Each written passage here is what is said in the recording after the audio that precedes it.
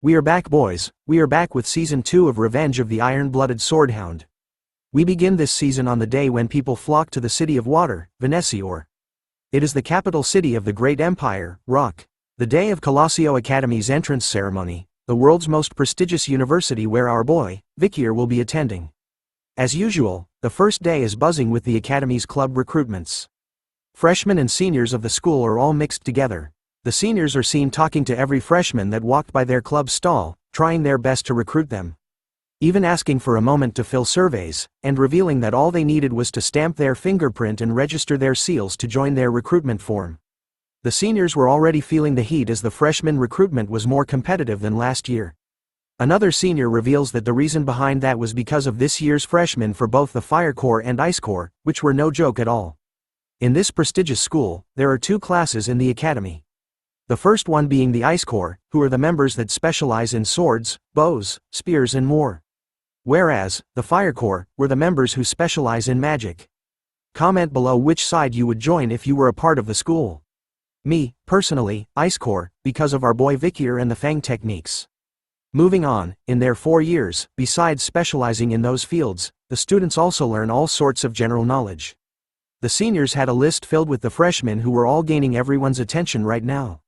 The first target of the seniors was a blonde kid called Tudor, who comes from the Don Quixote family, who are famous for their spearmanship.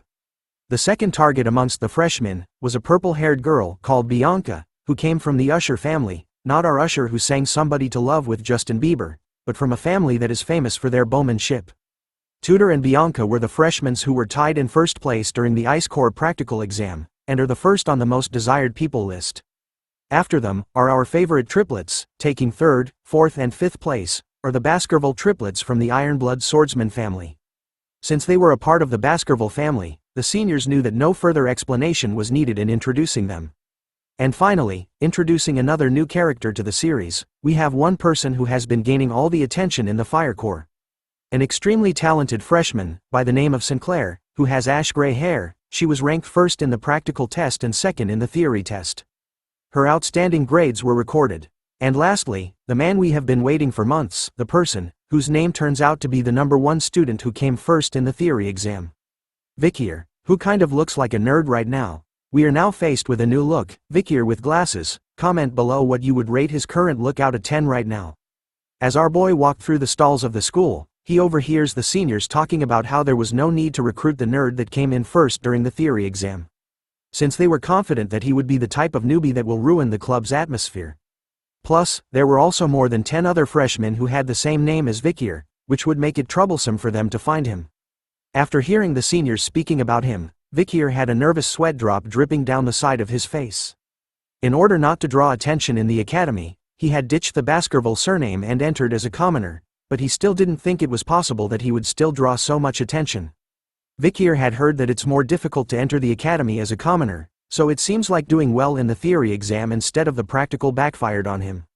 So now, he needed to do his best to avoid attention, in order to move around comfortably and to do the things he needed. But as he walked through the clubs, our boy was being closely followed by the triplet hounds, who were determined to protect their master. After walking for some time around the clubs, a loud commotion of students shouting for a senior to look at them catches his attention.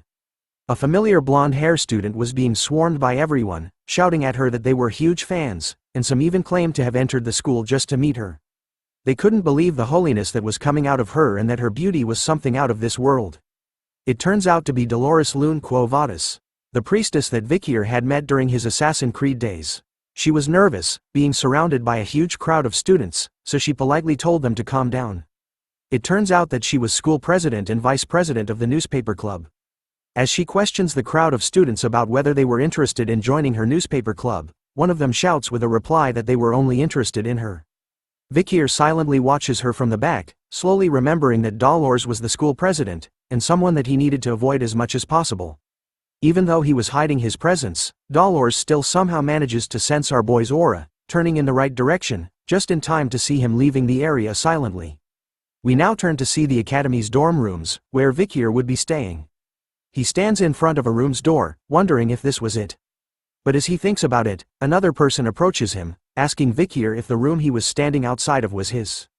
The person was excited to finally meet his roommate, catching Vikir's attention. Vikir's roommate turns out to be a young-looking boy, with a bowl haircut, who introduces himself as Piji.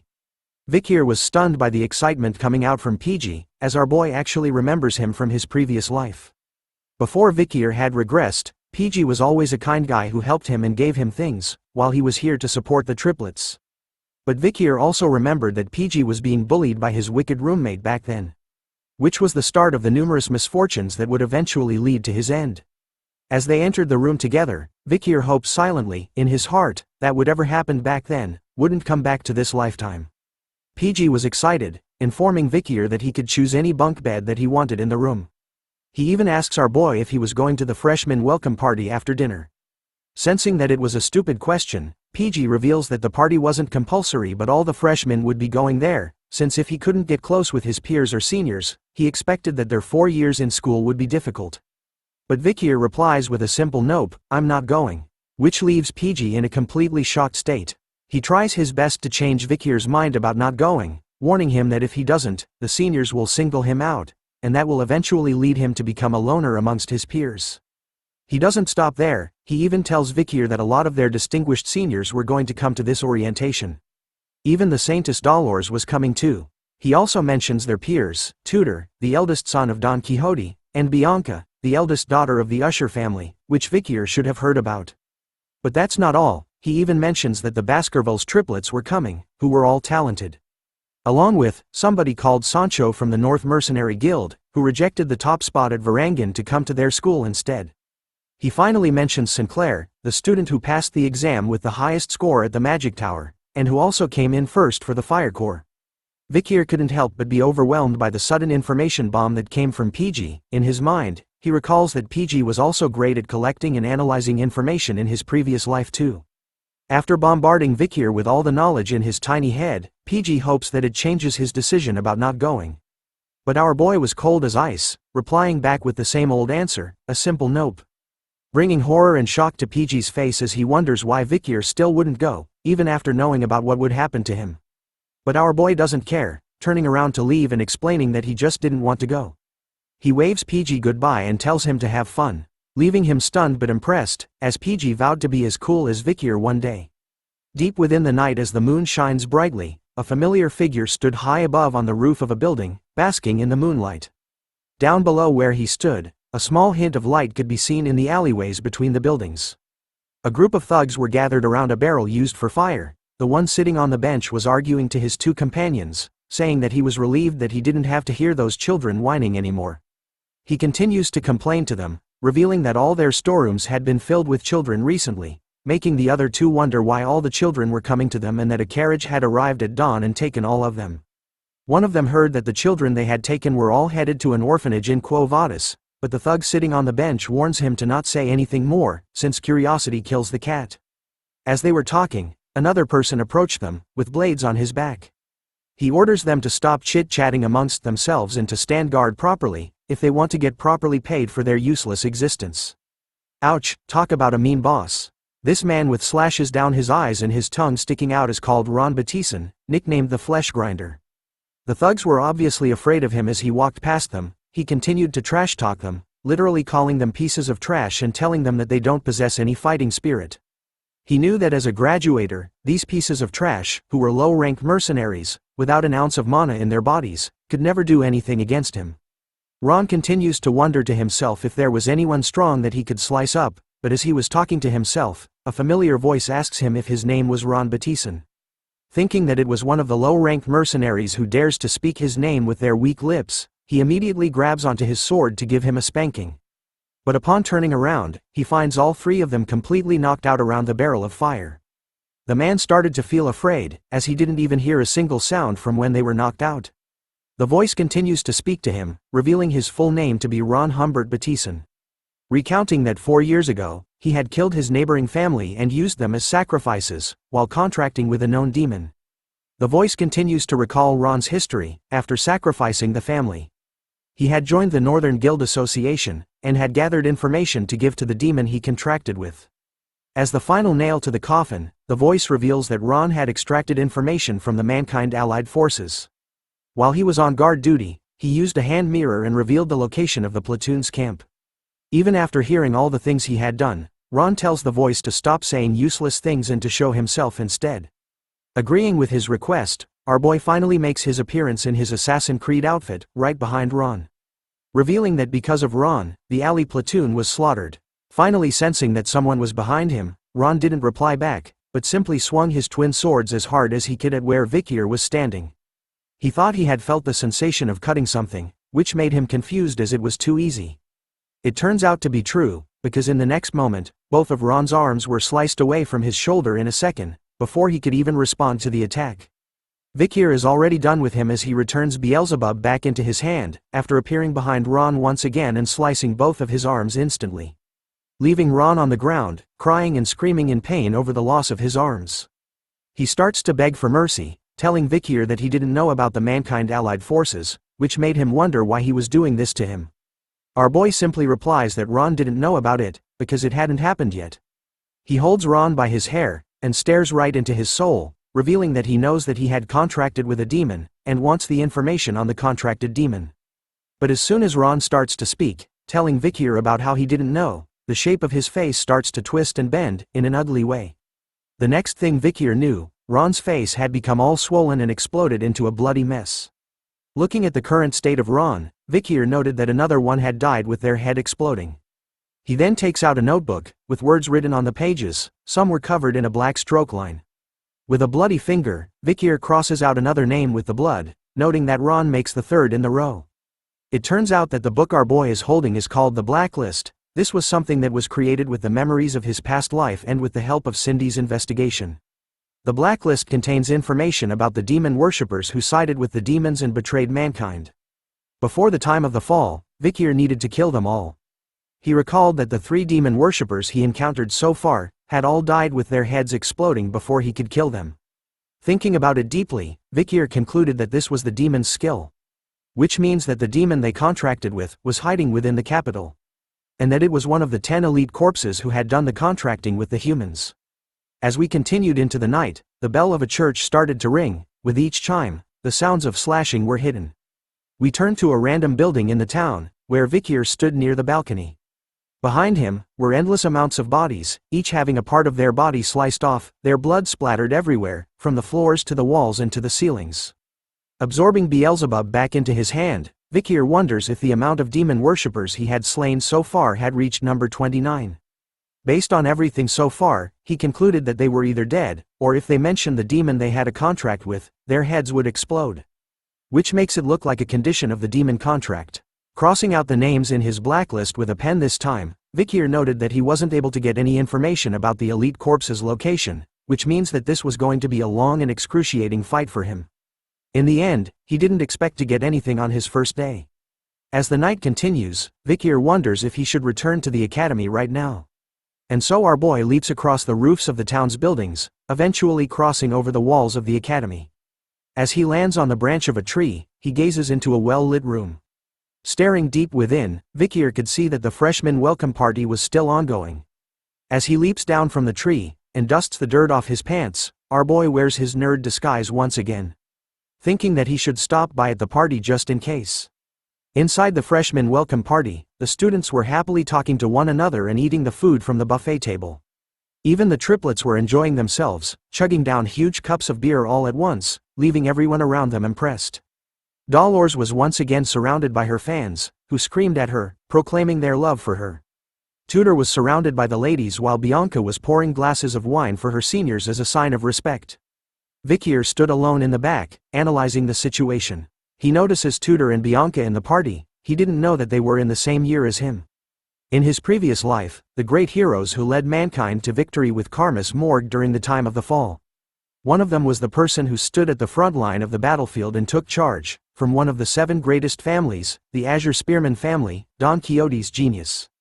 Tudor La Mancha Don Quixote, the blonde playboy right now. And the archer who defeated countless demons, from one of the 7 greatest families, the mystical Archer family, Usher's genius, not Justin Bieber, but Bianca Faux Usher. Besides those 2, Vikir was able to recognize a lot of faces he saw on the battlefield. He smiles to himself over this sight, as he didn't expect that he would see them like this. But as he looks around the party again, he wonders if Karmas morgue had entered the academy too. But as he did, Piji was shaking as someone asked if they should get some music going. It turns out that Piji was being bullied by a senior who was forcing him to sing right now. Vikir could spot our little boy surrounded by a whole group of seniors that were bigger than him. As he refused to sing, a female senior approaches him this time, bringing along a massive jug of alcohol and telling Piji that if he doesn't want to sing, then he has to drink this entire cup in one go. Tears started to form around his eyes as Piji questioned the senior about how he was going to drink all of it. But the seniors didn't care about what he was feeling, repeating to Piji that he should just drink. Sensing that he couldn't back away from their request, after all, they were his seniors, our little man decided to do as they wanted. And begins to chug down the massive jug of alcohol they had brought for him in one go. As he continued to try his best to drink most of it, the seniors were laughing at him, and mocking Piji by telling him that he was doing a good job. But before he could finish all of it, he threw up on the floor. Instead of helping him, the seniors continued to make fun of Piji, calling him a crazy bastard for vomiting, which they found disgusting. As he tries his best to catch his breath, Piji could hear the seniors making up a new nickname for him. They decided to call him the Vomit Pig. In his time of need, a hero appears. Our boy, Vikir, uses his own cape to cover the vomit that was on the floor, surprising the seniors. As they wondered who this nerdy boy was in front of them, Vikir looks over to Piji, deep in thought. Thinking about him in his previous life, Vikir knew that Piji had dropped out of school because he couldn't endure the bullying. Instead of graduating, he had become a low-ranked government official and lived a tough life while looking after his parents. The next time Vikir had met Piji was when they were at the front line of the war, after the time of the fall had started. Piji was one of the few people who had the balls to volunteer to go to the front lines. With his amazing strategy and information analysis, he had saved multiple lives. One of those lives was our boy, Vikir.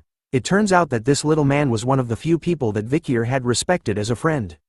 Still stunned upon seeing Vikir, our boy tells him to return to the dorm room first, as he was going to take care of things here.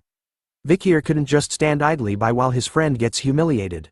A senior places his hand onto Vikir's shoulder, asking him about what he was doing and if he was crazy for interrupting a senior when they were talking. The senior takes it a step further, slapping Vikir's face repeatedly till it turns red, asking our boy if he was Piji's classmate from Ice Corps Class B, after seeing our boy arrogantly step in like he was confident.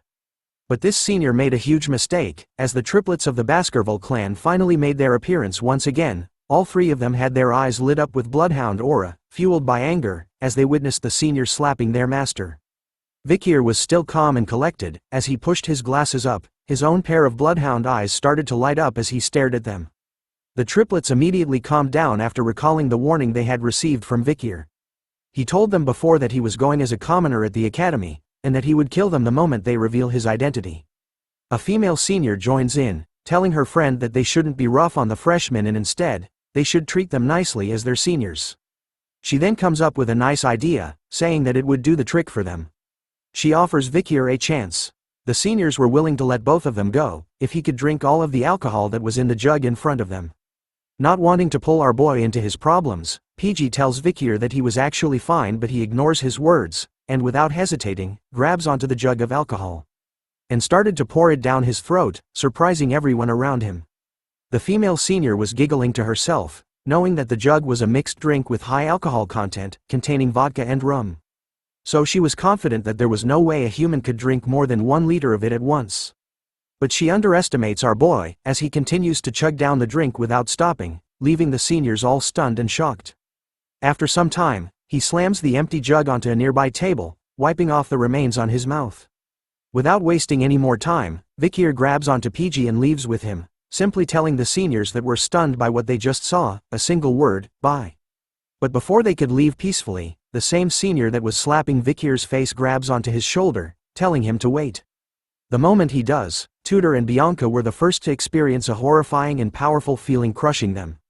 The aura that our boy had been hiding up to now. With an ice-cold stare, and his eyes lit up, Vikir looks at the senior, asking him if he wanted anything else. But the senior was too stunned to speak, shaking from head to toe as his mouth was left wide open.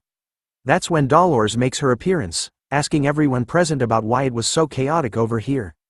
The seniors were quick to cover their tracks, telling her that a freshman had vomited and that they were going to take care of it. Dronzer senses something was wrong, and warns them that they couldn't treat the freshmen cruelly as they needed to uphold the image of the academy. Seeing that she was taking care of things from here on, Vikir hurries away with Piji in his arms. The triplets on the other hand were impressed by their master, after witnessing the things he had done, giving him 3 thumbs up and calling him cool. Tudor and Bianca were both staring in the same direction, and thinking that they were mistaken about what they felt earlier on. But another student with white hair stood between them, smiling to herself over and was impressed by something. Her eyes were sparkling as her face was filled with blush. It turns out to be Sinclair, the freshman who ranked first in the Ice Corps practical exam and ranked second in the theory exam. She watches closely as Vikir leaves the party with Piji, thinking to herself that she had found someone nice. After the incident at the freshman welcome party, we come to the next day, where at the academy, the Ice and Fire Corps attend classes together. Through this method, a competitive structure is created for the confident elites. This increases focus among students and it is the academy's policy. The man who looks like Professor Snape from Harry Potter closes the book in his hand, which marks the end of his lecture on the culture of the barbarian tribe. This Snape wannabe is the combat theory professor known as Vinci Morgue, from the Morgue family. As he continues to talk to the students, he asks them a question, which causes most of them to avoid eye contact with him in order not to catch his attention. The professor states that with the basis of the discovered locations of the barbarian tribe, he wanted to ask if there was anyone in the classroom who would like to tell him about the barbarians' hypothesized location of their stronghold. Even Tudor, who belonged to the Ice Corps and was ranked first in the practical exam, had some trouble with the professor's question. He looks through his notes, thinking about the location of the clash between the barbarians and the Empire, which was at the South Region's front in Highland 1, 8 and 75. But there were more places that he struggles to remember. Bianca, who is also a part of the Ice Corps and tied with Tudor in placing first in the practical exam, struggles with the question. Thinking about it deeply, she knew that the areas where the Empire and the Balak tribe clashed were all in low-altitude locations, and considering that it was a trough, she concluded that the barbarians' tribe's stronghold would be in a region with low altitude as well. But as the two people who ranked first in the practical exam struggled to come up with an answer, Sinclair bursts in, raising her hand high in the air while radiating a bright aura all around her, catching everyone's attention as she screams at the top of her lungs that she was going to answer. Sinclair belongs to the Fire Corps, is currently ranked first in their practical exam, and ranked second in the theory exam. Looking at the student who happily raised her hand to answer, Professor Vinci concluded that she was Sinclair, ranked first of the Fire Corps, and told her to go ahead and reveal her answer to everyone in class. Sinclair spoke about how in the military, according to the published academia, the location of the close fight between the barbarian tribe and the Empire were in Highlands 1, 4, 5, 7, 8, 30, 75, and 207. She also spoke about how excluding the 8th Highland, which is on a high mountain peak, all of the areas were in troughs. With all that information, as she continued on with her answer, Vikir was spotted, sitting one row behind her. But his eyes were closed as Piji stared at him. Instead of sleeping, Vikir was deep in thought. Going through his mind were the events of last night. Yesterday marked the 29 times he had slain demon worshippers in the city. Something they had in common was that they all possessed a severe stench of demons, and before they died, their so-called faces exploded into a bloody mess each time. Face and explode. With these two facts, Vikir thought that if that was the skill of the elite corpse that was hiding in this capital city, then there was only place he could think of that it would be hiding itself in. He concluded that he needed to ask Cindy for her help in investigating the area around the place he had in mind, but as he was thinking, Piji immediately calls out to Vikir, tapping onto his shoulder in order to grab his attention. Upon opening his eyes, our boy could see that everyone in the class had their eyes focused on him. Professor Snape was furious, stating that the Ice Corps weren't as good as the Fire Corps, as he couldn't believe that there was a student who would dare sleep in the first class of the semester. Flexing his glasses, Vikir responds back to the professor, telling him that he wasn't sleeping. His reply shocked Piji.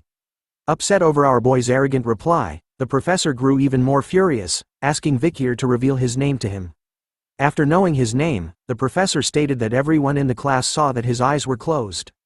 But our boy was quick with his reply, telling the professor that his eyes were closed, but it didn't mean that he was sleeping. Hearing that kind of reply, the professor eats a humble pie and tells Vikir that he was mistaken. Our boy said it was understandable, making the professor even more furious as he wondered what kind of psycho had entered the academy this time.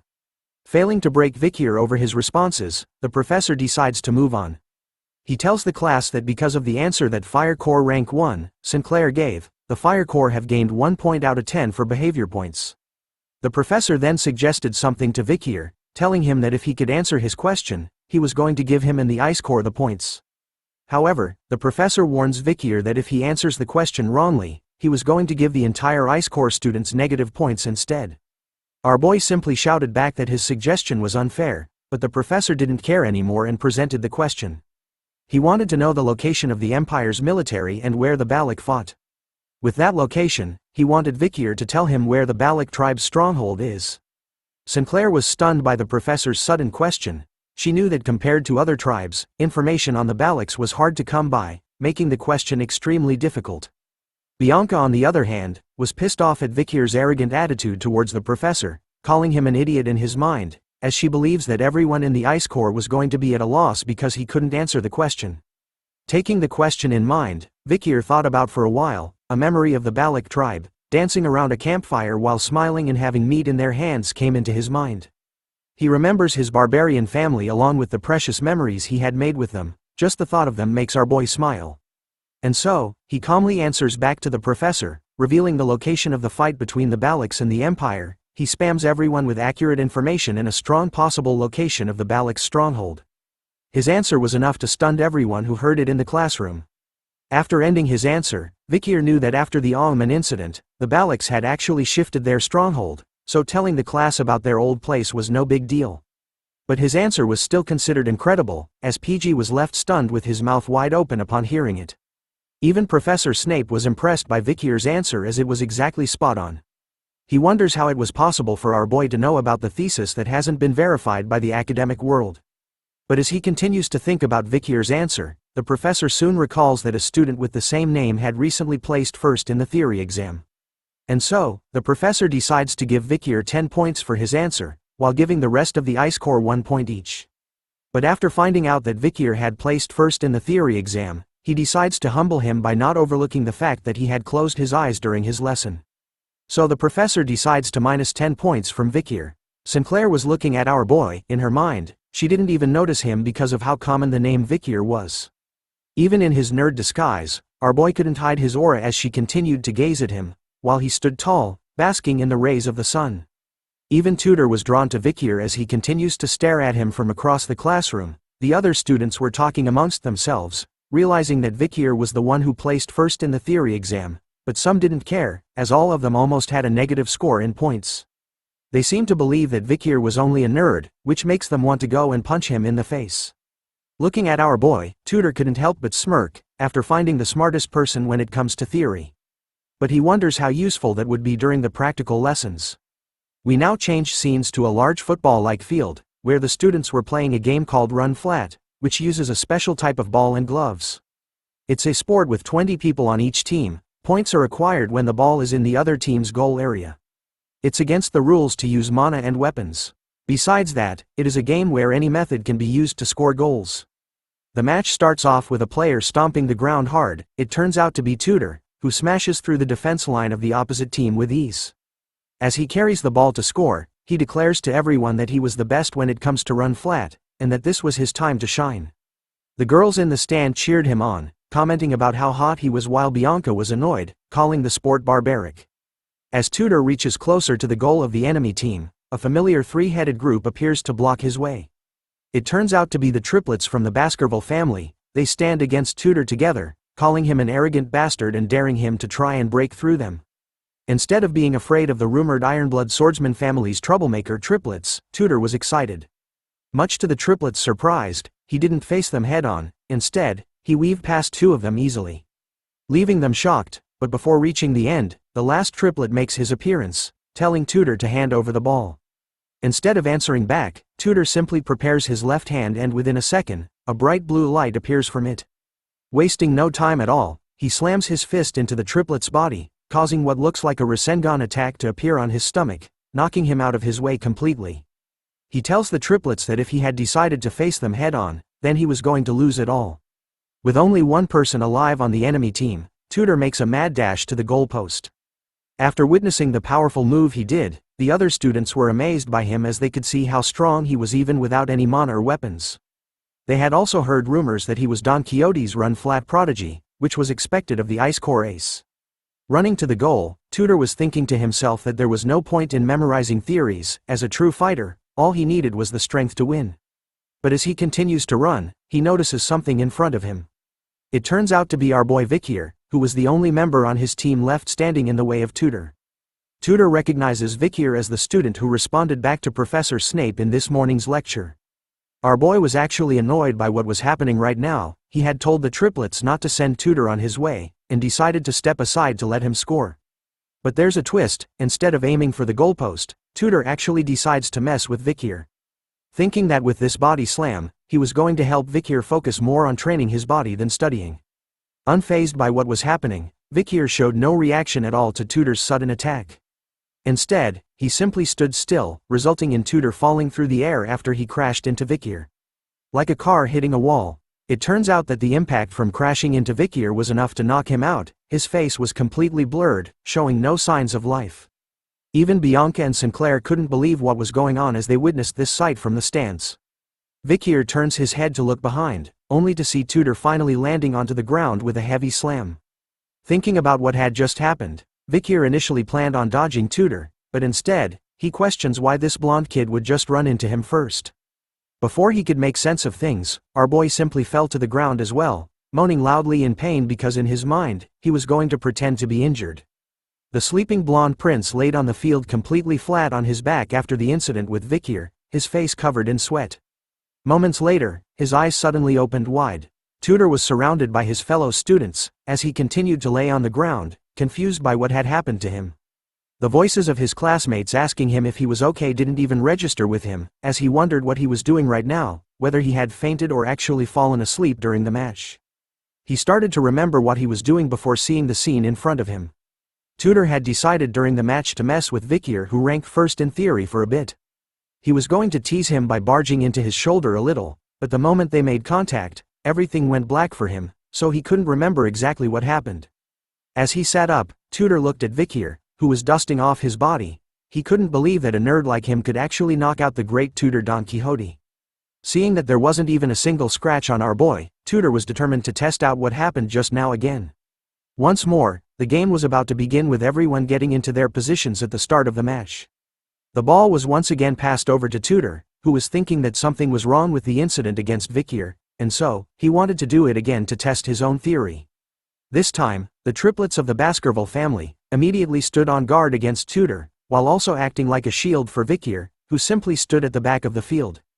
But as soon as the match started, Bianca and Sinclair, who were watching from the stands, were confused by what was going on. Instead of going for the goal post, Tudor was aiming right for the triplets and Vikir, ignoring the words from his teammates as he charged towards them instead. Tudor confidently challenges the triplets and Vikir once more, which the triplets happily accept, replying to Tudor that he wasn't going to get past them this time round. Once again, the triplets failed at blocking and intercepting Tudor, who held the ball and got past them easily a second time. His eyes were completely focused on Vikir this round, charging towards our boy at full speed. Vikir watches closely as the blonde kid continues to run in his direction. He thinks about how he had ordered the triplets to keep Tudor away from him, but at the same time, he wonders why Tudor was so serious about coming towards him now. The genius spearman was revved up, his eyes were locked onto our boy, no longer seeing him as human but a target now. Tudor was serious. He knew that what happened to him was no mere coincidence. So he decides to use the Azure Spearman family's run-flat secret technique, Saint Spear Tackle. Yes, this powerful family actually created a killer move for a ballgame. An avatar of a knight with a powerful lance was summoned behind Tudor as his eyes turned completely blue, determined to smash into Vikir and send him flying in the air this time. Even though such a powerful force was coming straight to his face, Vikir was actually pretty calm, pretty demure. His glasses were showing no signs of fear at all. Soon enough, we cut to black once again. In the next moment, the same gray-hair-scarred face student appears above Tudor, asking him if he was awake again.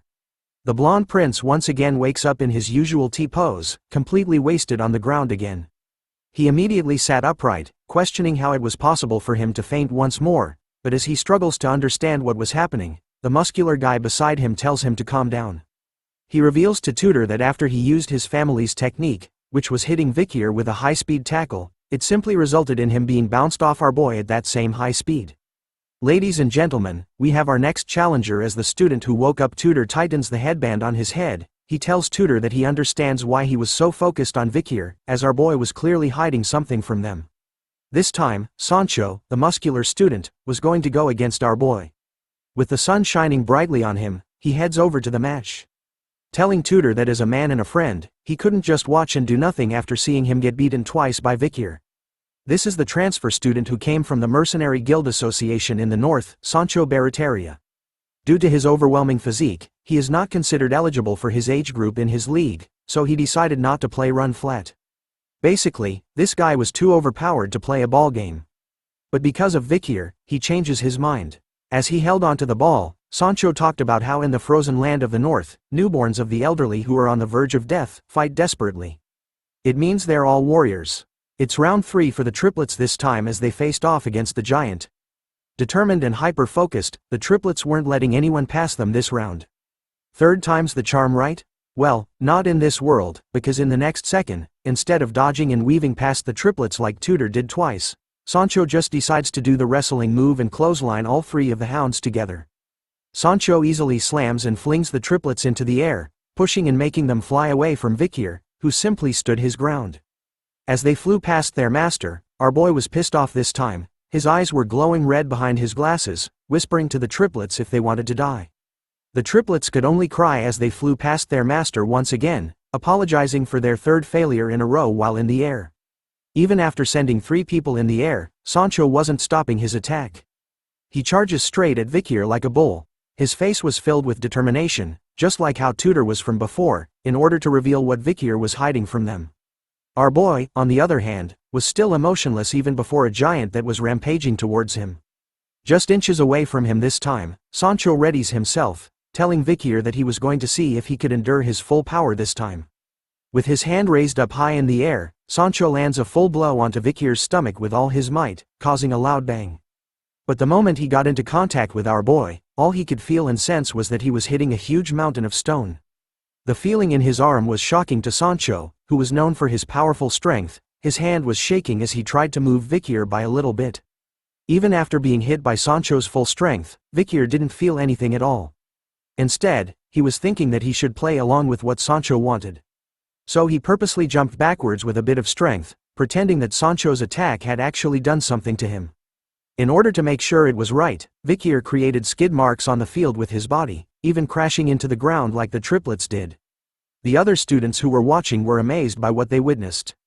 They couldn't believe that Soncho had broken through the enemy team's defense. But some of them wondered if the guy he pushed was still alive. Unknown to the other students, Soncho, completely aware of what was really going on, couldn't help but stare at his shaking hand, wondering what that feeling was he just experienced and if Vikir was actually human. Distracted by the weird sensation that Vikir gave off, Soncho was unaware that one of the triplets had recovered from his attack and sneaked up to him. Within seconds, the triplet had stolen the ball from him and made a mad dash towards the goal. Before long, the referee blows the whistle, announcing the end of the game. It turns out that thanks to the triplets, Vikir's team had won the match. As the team continued to congratulate the triplets on their sneaky win tactic, Vikir finally got off the ground and started to dust himself off. But then someone pours a bottle of water onto his head. It turns out to be Soncho, who praises Vikir as he knew that he was the secret contributor to Class B's victory. Even Tudor was impressed by our boy, who retired because of their win. He reveals that he had initially planned on teaching Vikir a lesson during the practical lessons because he was jealous, but then came to a realization of how shameful that was, and apologies to our boy for his rude actions from before. Soncho was even more interested in Vikir, asking him about what exercises he did in order to have such a solid build. He even thought that Vikir had used mana during the match. Taking off his headgear, Vikir reveals that he was just a commoner, and didn't have an ounce of mana to use. Tudor was sad to hear that, calling it a shame. If he had received proper training, combined with his current blessed body, then he was sure that Vikir would have been an expert like him. As the 3 of them chat, Tudor's cheerleading squad arrives, calling out to them to use the towel they brought to wipe their sweat. Once again, the ladies' man was doing his business while Soncho hands Vikir a towel to use. The Azure Spearman family's hero, Tudor, and the Mercenary Guild's ace, Soncho. One day, they will become heroes who will save mankind by hunting an endless number of demons during the time of the fall. As he took off his glasses, Vikir couldn't help but smile to himself. After all, he found it strange to see that these 2 gentlemen had a past like this. The moment he reveals his face, everyone around, from guys to girls, were all stunned by what they were looking at. Even Bianca and Sinclair were blushing hard, while watching from the stands. As our boy wipes the water from his head, basking in the rays of the sun. His toned body etched into his stretch, revealing the fine lines and curves. Everyone couldn't believe how handsome the nerd they knew was underneath the glasses he wore. Unknown to Vikir, he didn't know that from this point onwards, his days at the academy were going to become more troublesome. The scene changes to nighttime, where we chance upon a mansion. A man with a purple goatee was horrified by something, as Vikir's voice could be heard. Revealing that this man is Lloyd Dokeseller, 52 years old. Wearing his Assassin's Creed uniform, you guys know that it means it was demon hunting time. Multiple dead bodies surrounded the two of them, with the floor covered in blood as pieces of meat were flung everywhere. Vikir cornered the man to a statue, revealed as the leader of the information house and the headmaster of the orphanage. Vikir knew that Lloyd had conspired with the demon he was hunting, and sold children from high-ranked families. "Did you think you would go unnoticed?" questioned Vikir as he threatens him with Beelzebub. Lloyd was horrified to see the kind of aura that Vikir was showing off. Due to its solid nature, Lloyd thought that Vikir was a swordmaster. Hearing that, the man was almost right. Vikir's aura was pretty much in a solid state, but is still closer to liquid. To be specific, he was currently at the highest level for a graduator. Instead of slicing him into bits, Vikir offers the man a chance at redemption. Telling him to work with him in order to catch the demon, and if he does, Vikir was willing to compensate him accordingly. Even at death's door, Lloyd hesitates to help. As Vikir waited for a reply from the man, something happened. A huge piece of a building was flung in the air right above them. It soon crashes and destroys the very place they were at. Vikir was quick to dodge the impact of the building, and immediately looked up to see a shadowy figure, lighted by the moonlight, standing on the remains of the building that was thrown at them. A nasty green aura started to float around our boy. It turns out that this was the overwhelming energy that he had sensed from afar. Looking at the strange figure who wore a mask, while wielding a hammer made out of human faces. Vikir questions him, "Are you the elite corpse?" Even after being asked a question, the mysterious figure didn't say a single word to Vikir. Instead, he simply leapt off the rickety and broken building where he stood. Soaring across the sky, the figure raised his massive hammer, forged out of human face skin. He swiftly swung it down hard towards Vikir, who easily dodged it by moving to the side, but not before the forceful impact of the hammer obliterated the place he was at before. The figure, seeing that its first attack failed to kill our boy, quickly switched his stance on the way he handled his hammer. He grabbed it nearer to the head this time and went into a ferocious close swing at Vikir, who once again dodged by bending it backwards like Beckham. Now face to face with the disgusting hammer by a few inches, Vikir noticed that the figure was adopting a strange battle stance. With a twist at the handle of the hammer, the figure lunged it straight towards Vikir's head, almost decapitating him completely. But all the attacks couldn't land on our boy, as he simply bounced effortlessly away from him this time. Standing on guard, Vikir was able to quickly analyze the unique characteristics of the opponent he was fighting right now. He could sense the aura of a high-ranked graduator emanating from it and noticed that the figure uses the religiously holy Quo Vadis bludgeoning technique that was seen just moments ago. Combining all these facts together, Vikir realized that the mysterious figure in front of him was not the elite corpse he had been hunting for these past few days. This made him wonder, did a demon infiltrate the religiously holy nation? But knowing them, he knew about how they had their own corrupt sectors too. This made him think that the guy in front of him right now was simply a servant who works under the 10 elite corpses. Unsummoning Beelzebub back into his hand, Vikir tells the figure that if he kills him, then he might be able to meet the 10 elite corpses. Him coming here was perfect for our boy, since he was getting annoyed from having to constantly get rid of trash like before. But this time was different. He could actually let loose for a while. After saying that, the man with the hammer leapt gracefully into the air again, hoping to land a blow onto our boy. This time, there was an impact. The sound was loud enough to send shockwaves through the air. It turns out that instead of using his blade, Vikir was going in for close combat. He blocked the massive hammer strike by just using one of his legs, doing a horizontal leg split, Jean-Claude Van Damme style. Instead of your typical shouting of the word, "What?" the masked figure simply lets out a grunt noise, surprised that its attack was stopped by a single leg.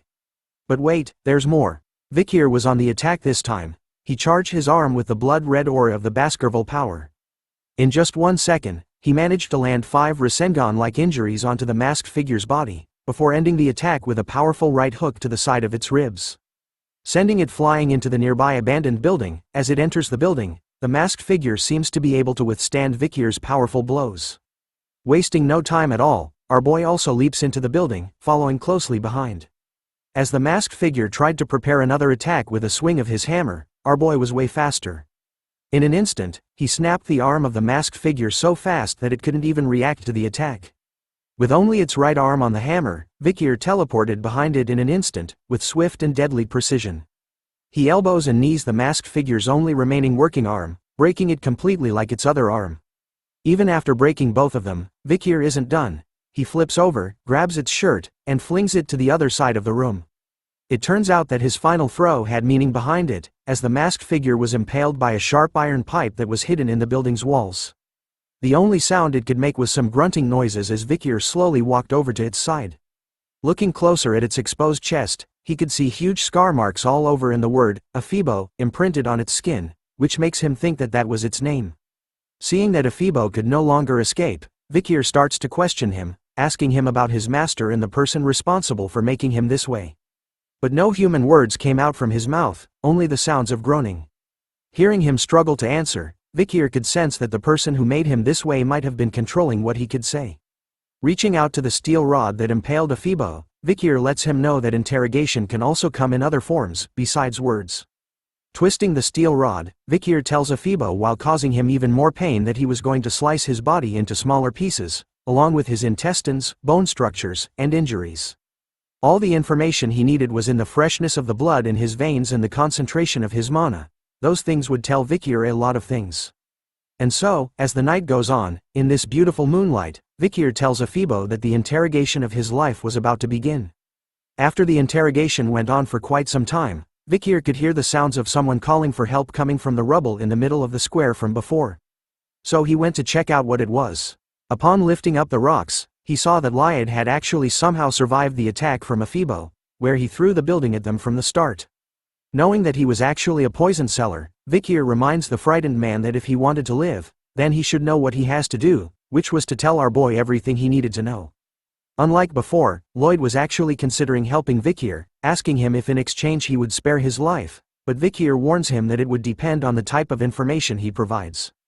As the two of them were busy negotiating, another mysterious figure appeared, standing high above on a building nearby and watching the two of them closely. It turns out to be a human wearing a familiar uniform. Lyad finally breaks and shouts to Vikir that he was going to tell him everything, revealing that in the headmaster's room, there was his safe. But the moment he does, the Sharingan appears. Just kidding. This ain't Naruto, or is it? An eye appears with a unique green symbol on it, causing blood stains to appear around the eye as well. The moment the eye appeared, Vikir could sense which direction it came from and turned to see what it was, but it was too late. The mysterious third party had already disappeared from the building's rooftop. After sensing that strange feeling, it somehow feels familiar to our boy.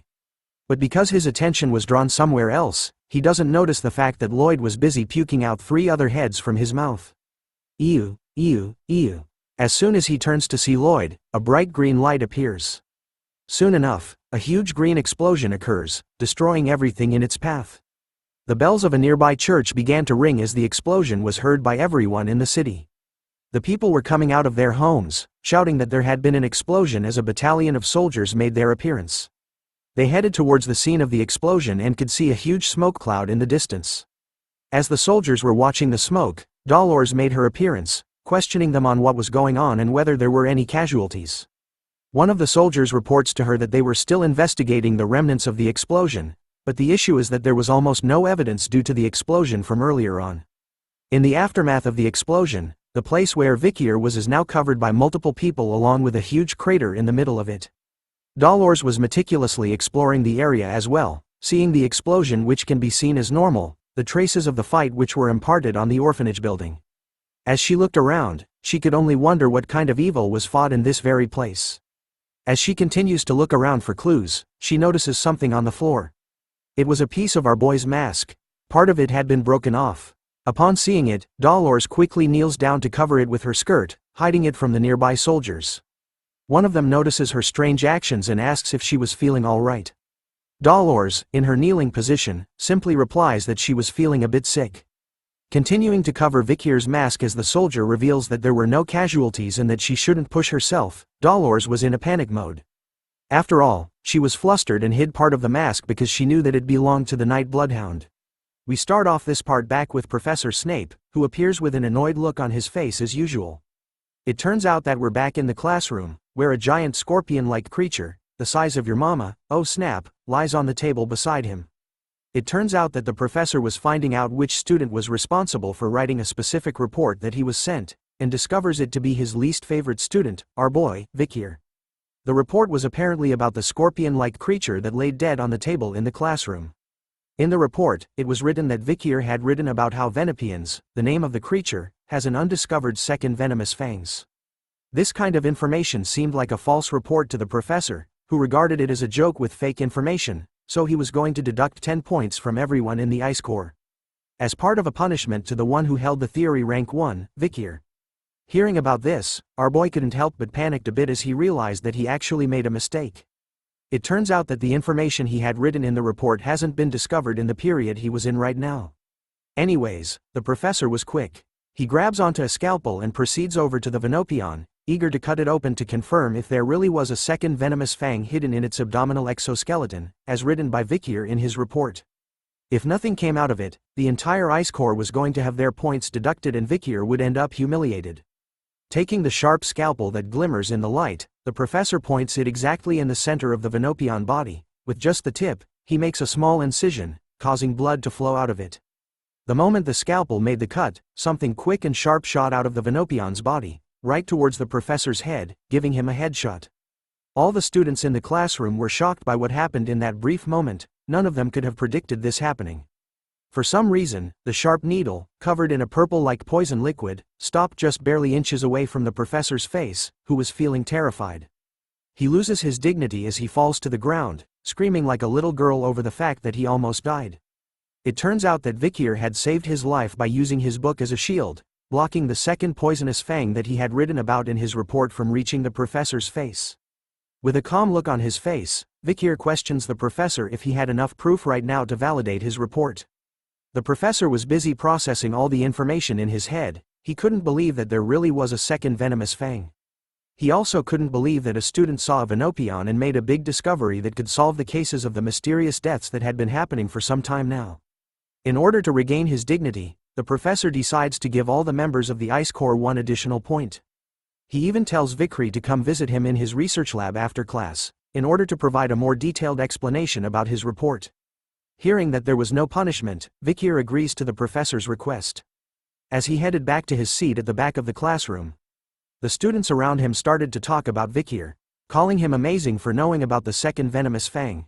His actions today started to change their minds about how they used to think that sports was the only cool thing in school, but now, thanks to Vikir, being smart was slowly becoming cool. But other students chime in during the discussion, recalling that Vikir was also good at sports. After all, he went against Tudor and Soncho during the match from the other time. Finally reaching his seat, Piji tells him that he had done a good job, while the students realized the most important thing about our boy. Which is the fact that behind the nerdy glasses, he was actually hiding his amazing-looking face and glowing hair.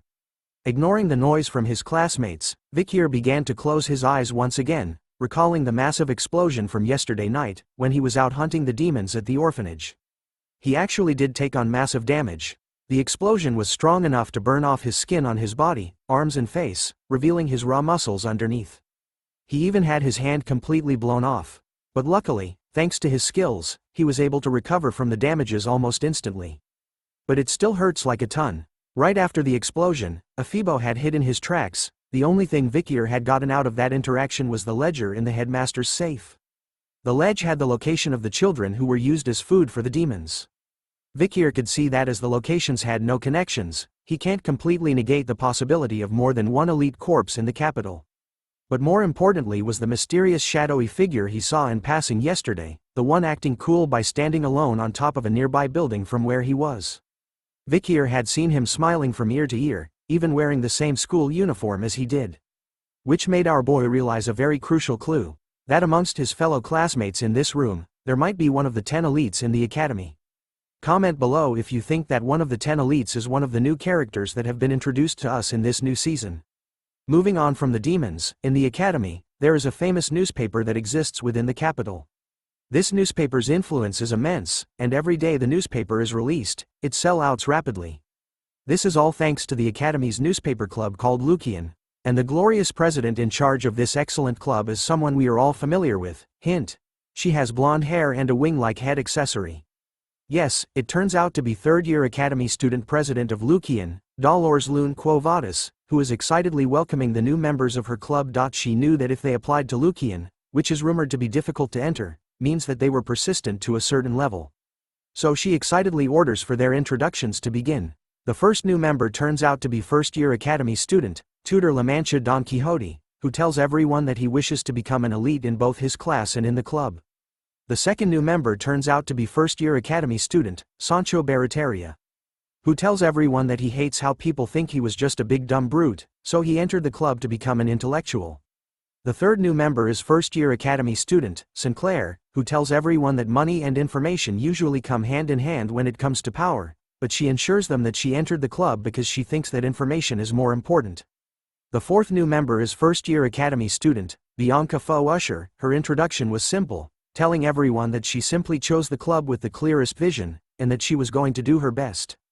The fifth member is our boy's boy, first-year Academy student, Piji, who stutters in his introduction, but nonetheless, he shouts out loud that he enjoys gathering and analyzing information, which made him think that the newspaper club was the best fit for him. The last member to join is our boy, first-year Academy student, Vikir, who lacks excitement in his introduction, simply tells everyone that it was a school rule that everyone must join a club, so he simply followed Piji. But in truth, he had a secret agenda. Lucian, the famous newspaper club of the Academy, was a place where he could easily obtain information. But that there was a catch. The saintus is here with him, making things slightly uncomfortable. After his introduction, Dolores singles him out of everyone, telling Vikir that he couldn't be a Lucian report with that half-assed attitude he showed, but as she scolds him, the member behind her notices something. She quickly brings out a newspaper article and shoves Dolores out of the way. In an excited tone, she questions Vikir if he was the one in the newspaper, as she actually found him familiar, and couldn't believe that such a famous student would join their club. It turns out that the club had written an article about our boy during the match. The title is, Exclusive. Who is the Ice Corps freshman who appeared in the run-flat match? An unknown freshman who attended yesterday evening's physical education class. Looking at the article, Vikir remained silent while Tudor laughed out loud, pointing out that person captured in the photo was our boy. Even Dolores was clueless about when this report had been released. It turns out that the girl beside her was called Anna, a third-year Academy student, and also the vice president of Lucian. She proudly tells Dolores that she had gotten information about a handsome freshman, so she finds that if she didn't release such information, then she couldn't call herself a reporter. After hearing that kind of answer, Dolores was defeated and took a step back. Anna took over the introduction, revealing to the first years that the second-year students had already gone out to collect news, so she decided to start their activity with everyone that was present here now. 2 articles were presented, with the day, month cancelled out. It was actually something that happened at the dawn of last night. A suspicious unidentified assailant appeared and burned down a certain orphanage in town, down to the ground. Everyone in the club was now sitting around a table, reading articles presented to them. Piji was the first to know what it was, and questions if the article given to them was about yesterday's explosion in the capital. Anna reveals that it was true and that on the day of the incident, she had obtained news when he went outside the academy. She further tells Piji that the club had hypothesized that the person behind this incident and that the one behind the recent murder in the capital were the same person. What's shocking about the incident at the orphanage was that the majority of the children's bodies at this organ gauge had been identified. After hearing about it from Anna, Piji quickly whispers into Vikir's ear, asking him if he thinks that the mysterious person they were looking for was the one responsible. Our boy didn't reply back, but simply thought that the dead children's bodies were the doing of the demon that he was hunting. After revealing all the information about the incident, Anna decides that it was time for them to determine the headline of the article they'll be sending out. Everyone started to write down their ideas about what would be the best headlines, from the birth of a terrible villain greater than the appearance of a monster causing chaos outside the academy, what are the Imperial Guards doing, an unparalleled villain and a challenge to the Quo Vadis family, the children who died suspiciously. Who is the one behind this? After some time, Bianca was reading through what everyone wrote, and said that none of them were impactful enough. Tudor agrees with her words, wondering if it was because the villain's name was still unknown. Giving examples for cruel criminals who have nicknames like Jack the Ripper and Bluebeard were given to them. Anna calls out Tudor's idea for giving the villain a nickname good, which immediately made him give out his idea of a nickname, which was the Death Side Shadow Master.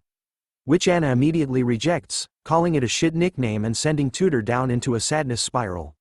And so, the group started to come out with various nicknames, ranging from the explosion demon that brings misfortune, which was too long, so another suggestion was the orphanage killer, which sounded impactful, while another suggestion was Mr. Terrorist.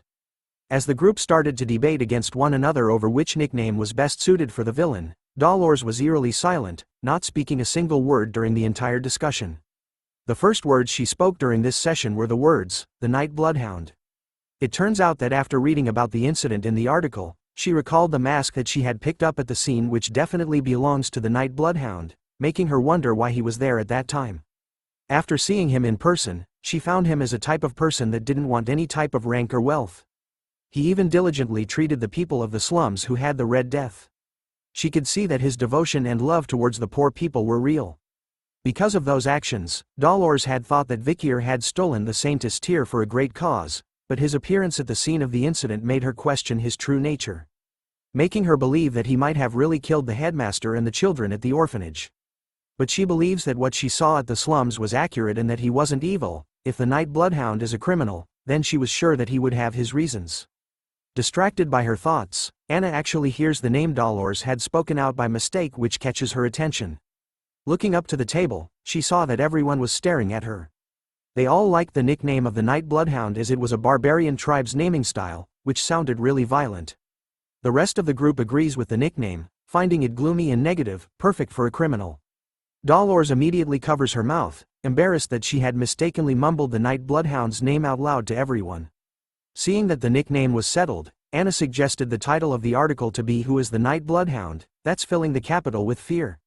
But Dolores was quick to defend the Night Bloodhound, reminding Anna that the Lucian articles must only contain the truth, and that it hasn't been confirmed yet if that person is the criminal. As the president and vice president battled it out, Tudor turns to Vikir, asking about his opinion on something. Tudor wanted to know about Vikir's thoughts on whether the Night Bloodhound was evil or not. Our boy simply replied that he didn't care about that, but in his mind, he couldn't believe that he would hear the saintus say the name of the Night Bloodhound out loud like that. Not accepting the answer that he didn't care, Tudor goes in for a hug, forcing Vikir to choose if he really had to. Seeing that Tudor wanted a real answer, Vikir thought about it seriously for a moment. So he changed his answer and spoke these words. "What I know for certain is that they're not virtuous, so they're evil." Just as Tudor was about to agree with Vikir's words, Dolores slams her hand heavily onto the table, catching their attention. She was standing upright, shocked by Vikir's words that the Night Bloodhound isn't virtuous. Her eyes were completely focused on our boy, asking him about how he was so sure about that. Seeing her reaction, Vikir was actually stunned and confused by what was going on. Even Tudor's hand was sweating heavily as he let go of Vikir's shoulder, sensing the danger that our boy might be in. We start this chapter once again with Dolores questioning Vikir on why he thinks that the Nightblood isn't a good guy. Her questioning was making everyone on Vikir's side nervous as they started to sweat over her words. Dolores's eyes were set on their target, showing us why it was drawn as a cross eye. She continues to question Vikir's on why he was so sure about his words. Knowing who he was, she continues to ask Vikir to answer her questions, but he remains silent, while Tudor starts to think that he had done something wrong. Seeing and hearing no attempts at a reply, Dolores addresses everyone in the club, claiming that they believed in something without any proof. She reminds them that as reporters, if they say things that aren't proven by facts, then they can destroy an innocent person's life. Tudor cuts in, informing her that the guards of the city had testified that the Night Hound had destroyed the buildings and killed the headmaster of the orphanage. But Dolores refutes their claim, telling Tudor that the Imperial Guard's interview responses are just testimony consisting of deductions and no solid evidence. She even reminds him that the question regarding the children's corpses that were found in the orphanage's basement has yet to be resolved, and that there were too many questionable variables to determine that the Night Hound killed those children. The girls on the other hand were stunned by how determined Dolores was in proving them wrong about the Night Hound, even worried about it. Seeing her so determined to prove the right facts, they couldn't believe that she was staying neutral even though this happened in an orphanage that's managed by her own family. Seeing that no one else was complaining, Dolores turns to Anna, reminding her to edit the article to ensure that it's objective and unbiased. Hearing that order, Anna complains that if they do that, they wouldn't be able to write anything. But Dolores insists on it, saying that it wasn't too late to release a critical report that it was the Night Hound after what they had found about the incident. Her eyes started to look sad as she thought about what if the Night Hound really was evil, and reminded the club that if that was true, then they can criticize him harshly. Hearing those words, Vikir couldn't help but take a peek at her through his thick nerd glasses. As the group starts to take in Dolores's words, another member of the club bursts into the room, shouting for the president's attention.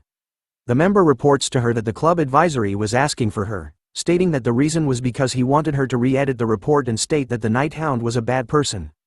Hearing about the request, Dolores started to feel stressed, and replied back to the member that she was going to talk to the club advisor, since he likes making articles into headlines.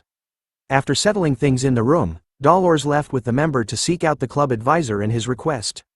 As she left, Tudor was impressed by their president, calling her a girl boss. Hearing that, Vikir couldn't help but reply that Dolores had been that way since a long time ago, which confuses Tudor. In Vikir's mind, Dolores looked the same as when she led the Holy Knights on the front lines of the battlefield during the fall before he had regressed. She wore mighty armor and her holiness radiated in a bright light all over. She could be seen on the battlefield, ushering new commands to the Holy Knights, ordering them to push forward as she blesses them with her holy light. She would often complain about the troops, a sign that people these days have weak faith. She even scolds them when she finds them messing around their breaks, telling them to save lives instead. She reminded them that back in her days, if a demon had appeared, then they would just jump in to help. Recalling his past memories of her, Vikir started to smile to himself. He had thought that she would deem his actions as wicked, but to him right now, it doesn't feel bad because someone's trying to tell the truth about him. In his heart, he quietly thanks the saintus for her help, as she argues with the club advisor over his request, who turns out to be Professor Snape. Moving on, in the earlier mornings, a siren started to blare loudly. As it continues to ring, Piji awakens from his beauty sleep in a groggy state. The moment he raises his body upright, Vikir greets him with a good morning. Vikir was already up and ready, dressed in his school's exercise clothes and stretching, while Piji was still rubbing his eyes, greeting good morning back to our boy. In this academy, everyone has to wake up at 6 a.m. When the alarm sounds, the stupidest head to the training area in front of the dorms. The students then participate in the exercises, following the instructor who stands at the front to wake themselves up. They start off their day with a light jog. After their morning exercises, the students will go their separate ways. Some would catch up on their sleep, some would go and take a bath, and some head straight to the cafeteria. Piji could start to feel the strain on his body after the morning exercises. He complains to Vikir that his brain would be more active if he had slept through the morning exercises, but our boy refutes that claim, reminding Piji that moving his body helps to activate his brain. But that wasn't what Piji wanted to hear. He didn't want to be proven incorrect. Tudor cuts into their conversation, telling Vikir that he wasn't going to be popular with the girls if he didn't act so empathetic, and suggests that he practices it by being empathetic to Piji. But hearing that suggestion, Piji humbly declines the idea. Tudor then comes up with a new suggestion, asking if everyone is free this weekend, as they should have fun by going into the city. Piji likes the idea behind it as there was actually a book he needed to buy. Even Soncho chimed into the conversation, saying there was a restaurant that he wanted to try in the city too. Hearing that it was okay with the rest, Tudor turns to ask Vikir. Pausing for a moment, our boy declined the invitation, saying that he needed to volunteer on the weekends. The group was stunned to hear that Vikir needed to do volunteering. Piji reveals that our boy had received too many deductions. Hearing about that, Tudor realized that it was probably from Professor Snape, who would pick on Vikir all the time, even if he didn't do anything wrong. Hearing them talk about him, Vikir couldn't help but remain silent. So he moves on from the group, telling them to go to the city without him this time. But the moment he left them, the group started to chase after our boy, changing their plans because all of a sudden, they found volunteering fun. Piji calls out to Vikir, telling him that his friends, they couldn't let him do it all alone. Soncho even reminds them that the more, the merrier. But as they followed behind Vikir closely, Tudor started to realize something unusual, drawing Soncho's attention as well as asking what it was. Tudor tells him that when Vikir is around, he naturally gravitates towards him. It was as though Vikir had the aura of an older brother. Hearing that, Soncho adds in, saying that even though Vikir was a quiet boy, he has that sigma riz about him that simply exudes charisma. Back when he was a mercenary, Soncho felt that such people were natural leaders. Even Piji understood what the boys were saying about our boy. He couldn't help but smile to himself. After all, he found Vikir amazing. Amazing people like Tudor, from the physically great Don Quixote family, and Soncho, the transfer student from the Northern Mercenary Guild, approached him first. Vikir was also kind. he had helped Piji at the entrance party when he was having a difficult time, and he was perfect in his studies and training. Piji felt that as long as he was with Vikir, then he had a feeling that everything he does in life would be possible. But as they walked along the corridors, Vikir's bloodhound bloodthirst leaked out. He looked to the side, eyes red and unleashing his murderous aura. Since he was standing right beside him, Piji immediately started to feel afraid when he saw Vikir this way. Ignoring everyone else's presence, Vikir could sense the disgusting aura that the demons gave off, covering the entire walkway they were in. The stench of this horrible aura was coming from a group of a guy and two girls walking away from them. Vikir continues to monitor that group as they slowly walk away from him. Knowing that Piji was basically a human dictionary, Vikir asks him if he knew about other students well, and if specially, he knew about the guy that walked past them just moments ago. Jolted by the sudden request, Piji asks if Vikir was talking about the guy between the two female students a moment ago, as he knew that guy well. Apparently, he was the most handsome guy in this school, a sophomore called Bane. Vikir started to grit his teeth hard. After all, he didn't think that they would be this active within society. A member of the 10 elite corpses was right in front of him.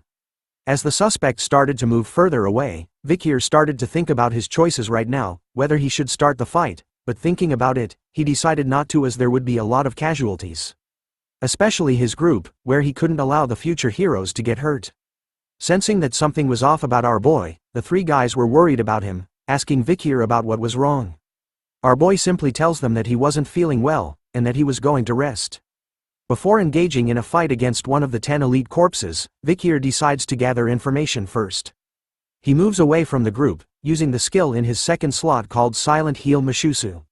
Like Superman removing his glasses to change clothes, our boy did the same, while thinking that he should follow Bane closely behind.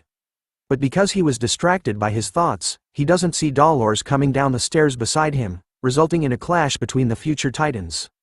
A loud scream from Dolores catches the attention of the boys as they gasp in shock over what happened. They could all see that Dolores had fallen to the ground, hurt by something as she waves her hand in pain, while Vikir stood there, stunned by what had just happened.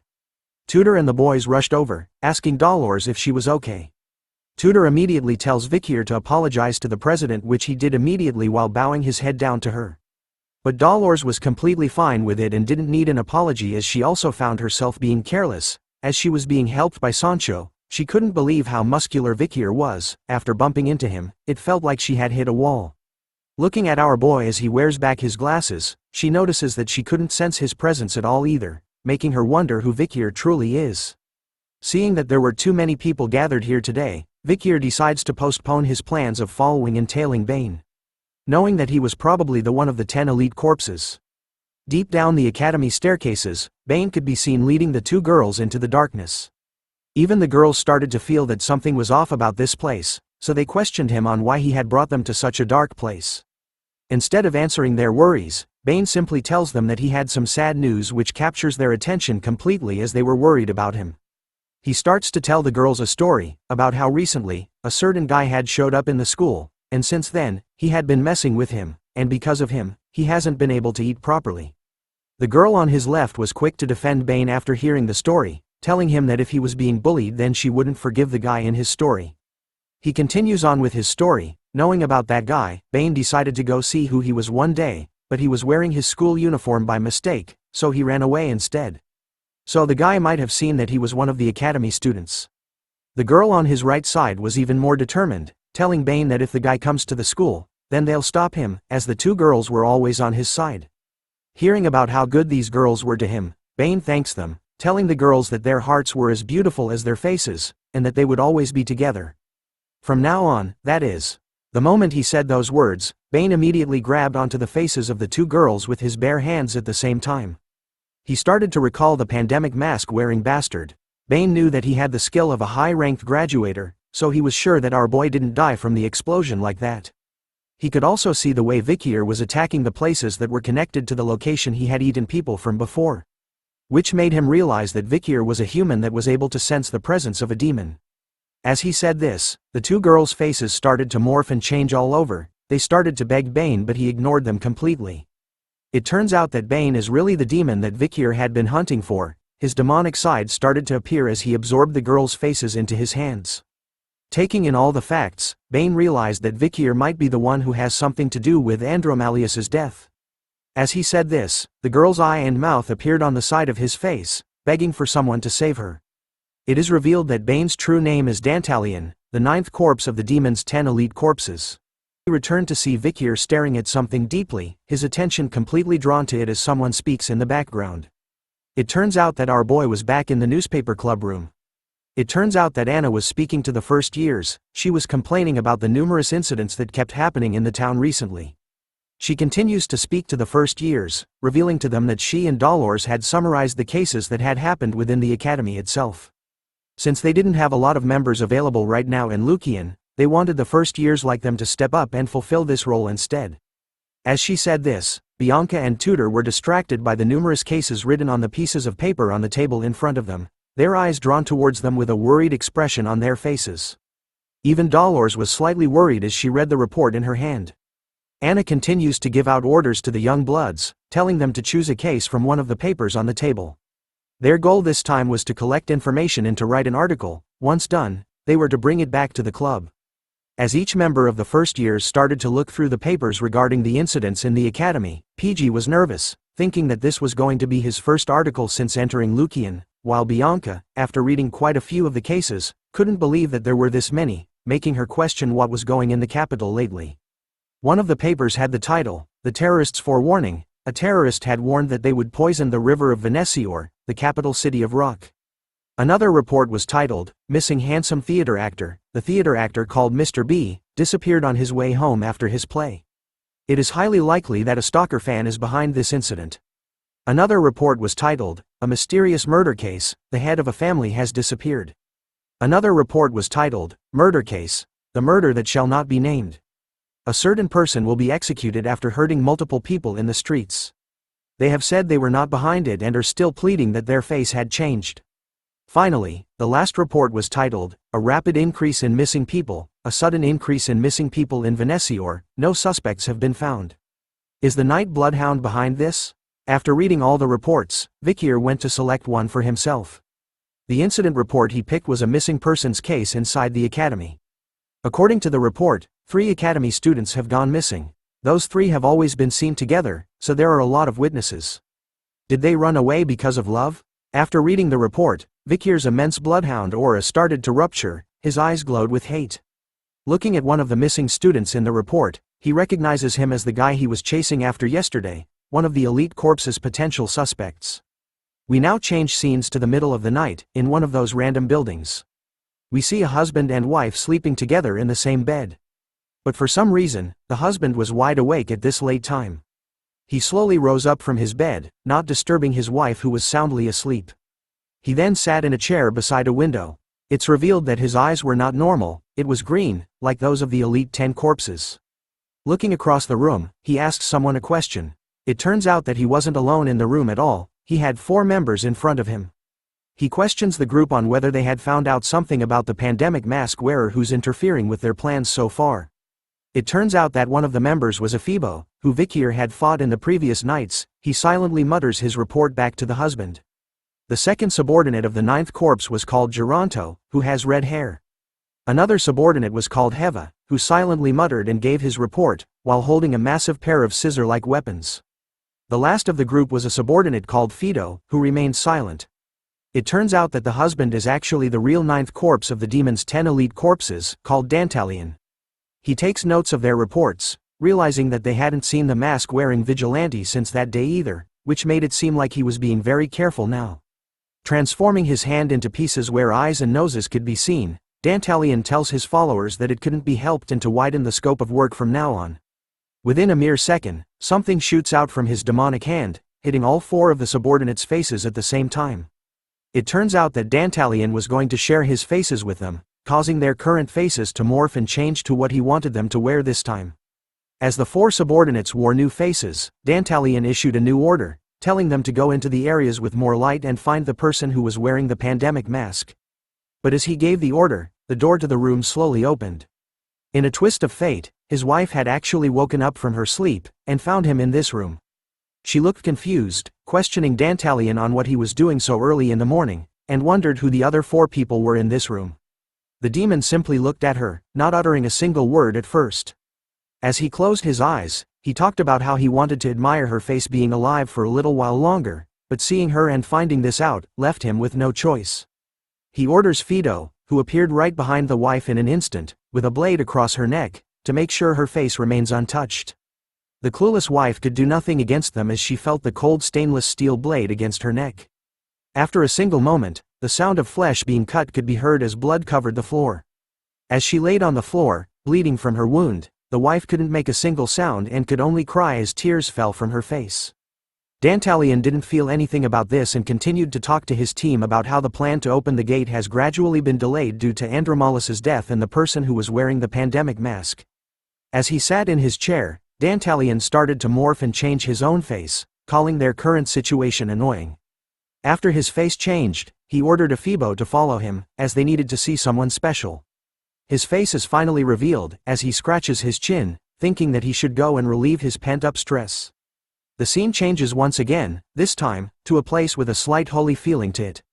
Dantalian appears once again, this time, with a smile on his demonic face while wearing a cross on his neck and a priest outfit. Someone stood in front of him, asking him about why he was smiling. Dantalian replies that he simply couldn't help himself. After all, he had the beautiful saintus standing in front of him. It turns out to be Dolores, who wasn't amused by his remarks, as she tells him that she didn't come to see him to joke around, calling him as Sir Quilty. Brushing her remarks aside, Dantalian tells her that he was worried because her visits have become scarce lately. Dolores tells him that recently, there have been a lot of murders and missing people, which was why she has been busy since she was covering them. Hearing this, the holy man could see that her club activities have gotten busy, as the world was becoming a more and more brutal place to be in. As he smiles at her, Dantalian knew that the one responsible for all these horrible things was him. Looking at him, Dolores couldn't help but feel nervous about something. She knew the man before him as Quilty Loon Indulgentia, the head of the Indulgentia family, the collateral bloodline to the Quo Vadis family. They were currently volunteering and managing Quo Vadis's resources at the orphanage, monastery, and hospital, but they were also supporting the exemption system, that erases the wins of the sinful rich.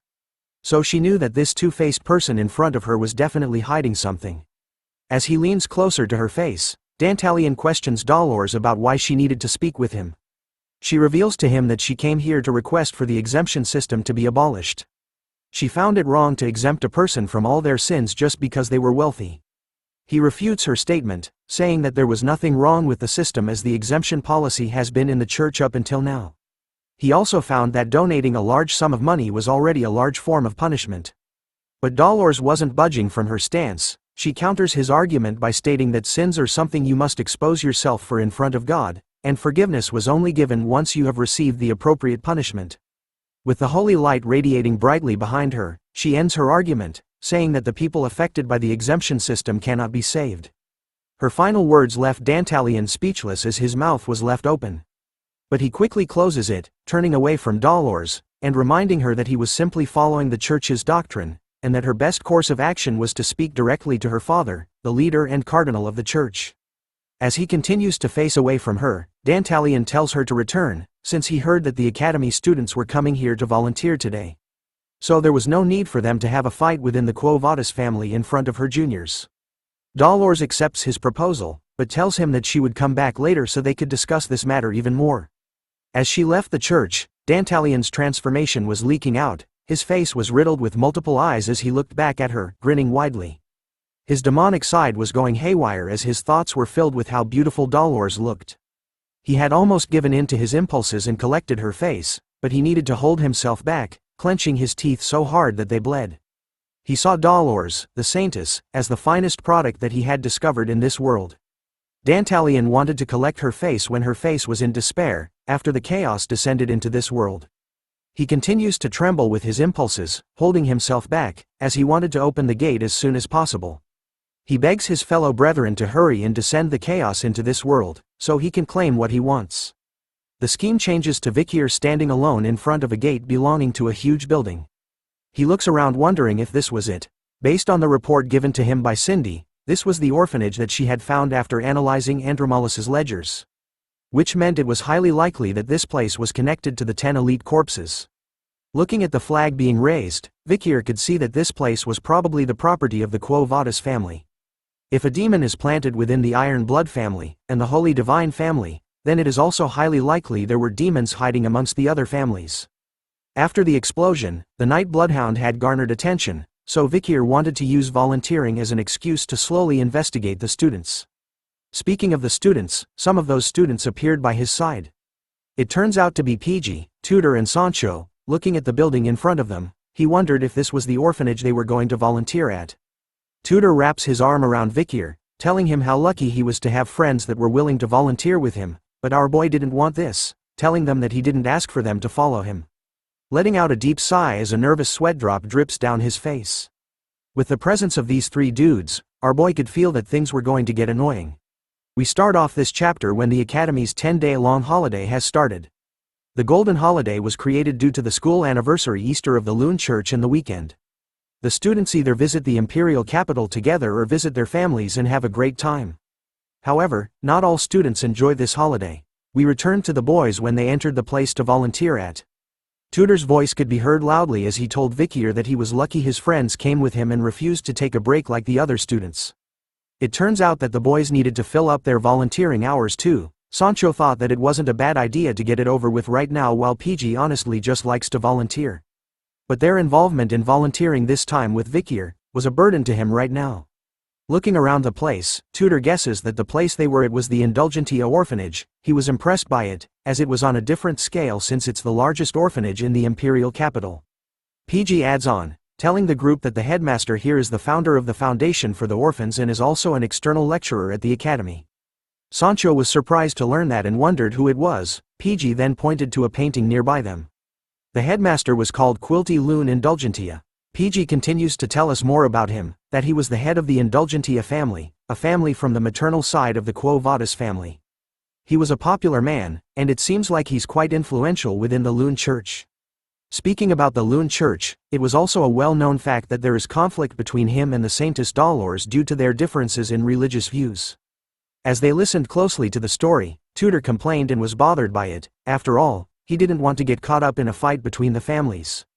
Vikir was chilling at the back as usual, thinking about what Piji said, and about the popular headmaster of the orphanage. He decided that he was going to find out what this man was like once he got to know him. After wandering around, the group found themselves with the church people.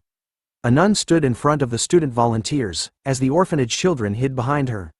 As she stood there, she told the students that she would like it if the volunteers could be teachers to the children for the next 10 days, the same duration as the Golden Holiday. With a bright smile on her face, she tells the students that if they looked after the children well, then they would never forget their kindness in this lifetime.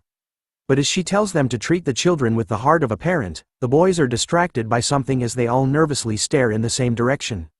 Tudor points out the issue, asking why Bianca and Sinclair were here with them as they appeared by their side. Bianca immediately took offense to Tudor's question, responding with a disgusted grunting noise. Bianca justifies their presence in the orphanage, telling Tudor that they were here to volunteer, and that she should be the one asking them what they were doing here. But our boy simply replies to her that a hero doesn't need a reason to do good deeds. His reply irks Bianca as she couldn't stand the hero thing, which was expected of a Don Quixote. While Tudor and Bianca were fighting with their words, another person was sure that their meeting here by coincidence must be fate. Piji and Vikir stare at a familiar gray-haired girl in front of them. Sinclair appears, with a joyous smile on her face and a bright aura radiating from her body. She looks at Vikir, all happy to see him here. She nervously approaches him, offering her hand as a greeting. She stutters in her words, saying that it was a shame that they haven't been able to talk much but hope that they will get along in the next 10 days. Vikir hesitates at first, but shakes her hand, hoping for the same thing. The moment they held hands, Sinclair rejoiced, vowing never to wash her hand over again. As she basks in her new treasure, Piji whispers to Vikir, telling him that he had a piece of information for him. He reveals that he had seen Sinclair seek out the person in charge of assigning volunteers and make a request. She even inquired where Vikir was going to volunteer and asked to be assigned in the same place as him. Which could only mean one thing. Vikir thought about what Piji had told him, making him think that Sinclair had approached him under the pretense of it being a coincidence, so right now he needed to be wary of her. After dealing with Sinclair, Vikir turns his head to look around. His eyes were scanning the area, which made him notice that the headmaster of the orphanage wasn't here in attendance, which made it suspicious. But as he was wondering where the headmaster was, the nun announced that it was time for the children to choose their teacher. Upon hearing those words, the children became super active and rushed forward with great energy. Tudor immediately held 2 kids in his arms, overjoyed by how outgoing the kids were. Soncho was already giving some of the kids piggyback rides, while Bianca couldn't believe how cute the kids were. Even Sinclair was surrounded by children as she read them a funny story from a book. Our boy, Vikir, on the other hand, was giving off that Ohio skibbity riz, as he questioned 3 kids on what their names were. Hearing that from him and seeing him, the kids could only have tears in their eyes and fear in their throats. Soon enough, they immediately turn right and run towards Piji instead. As he comforts the children, Piji tells Vikir to smile a little as a piece of advice. Thinking about it, Vikir was stunned by his interaction with the kids. After all, he didn't know because Pomerian, our sweet little angel, listened to him pretty well, but now, talking to children was pretty difficult. But as he thought about how to interact with the kids, a little kid with blonde hair catches Vikir's attention as he spots her. But then he notices that she had actually run out of the venue. It turns out that the little kid was chilling by herself at a nearby pillar. She wore a sad and depressed expression on her face, as though she was bothered by something. Vikir suddenly appears by her side. His sudden appearance shocks the little girl. He tells her that he too gets stuffy after being in a place filled with lots of people. He continues to tell her that if he isn't careful, then people might think negatively of him, so he questions the little girl on why she left the place by herself. Instead of answering our boy, the little girl simply turns her head away, making Vikir realize that his plan on talking to her had failed. As he thought about it, he remembered Ayan, who told him that if he asks questions like he usually does, then the child won't reply, so instead, he should ask while smiling. Looking closely at her name tag this time, Vikir kneels down in front of the child, calling her by her name, and with a gentle smile on his face this time, he asks her if Perry is her name. Seeing this side of Vikir, the little girl's eyes opened wide as she blushed hard. But once again, instead of replying to him, she ran away from him this time. Seeing her reaction, Vikir could only wonder if he looked bad while smiling, but another person appears beside him, telling him that the little girl didn't run away because she hates him. It turns out to be the saintus Dronzer, who had seen everything. She tells Vikir that she didn't know that he had such a kind side to him, even though he was pretty gruff this entire time. Dronzer reveals to him that Perry's heart had been hurt before, so she closed it this time. As a result, she had developed aphasia, a disorder that affects the way you speak, and hence, she lost her voice. Vikir could only ask what had happened to her, but Dronzer didn't know the exact details. All she knew was that Perry was born in the orphanage, and in the past 13 years, she has met countless volunteers who have passed through the orphanage. At first, everyone approached Perry in a friendly manner, but after one day, they stopped coming due to their busy schedules. So Dronzer figured that Perry had gotten tired from getting attached to someone in a short amount of time and then grieving their disappearance for a long period of time. But as he thought about Perry's story, the appearance of a third party coming out of the shadow made our boy panic for the first time, as he felt something shiver down his spine. Sweat started to drip down his face as he stared at what it was, while Dronzer was going to ask Vikir to take care of Perry based on the way she reacted with him. But he instantly covers her mouth in a single move. The next thing we know, the two of them had disappeared from the hallway as 2 other men appeared. The guy in green was complaining to Quilty that it has been ages since they last saw each other. Quilty gives the excuse that there has been a sudden increase in people who have requested face-to-face talks with him, in order to confess their recent sins. The big bad boss had appeared, with a Fedo by his side. The man in green continued to talk, telling Quilty that he wanted to buy the exemption. Hearing that request, he replies back with, "How long do you need it for, brother?" The man replies that he wanted to buy 1 billion gold's worth as he had resented killing a barbarian slave that he had bought not long ago, who ran away. After capturing the barbarian slave, he had accidentally killed it while disciplining it.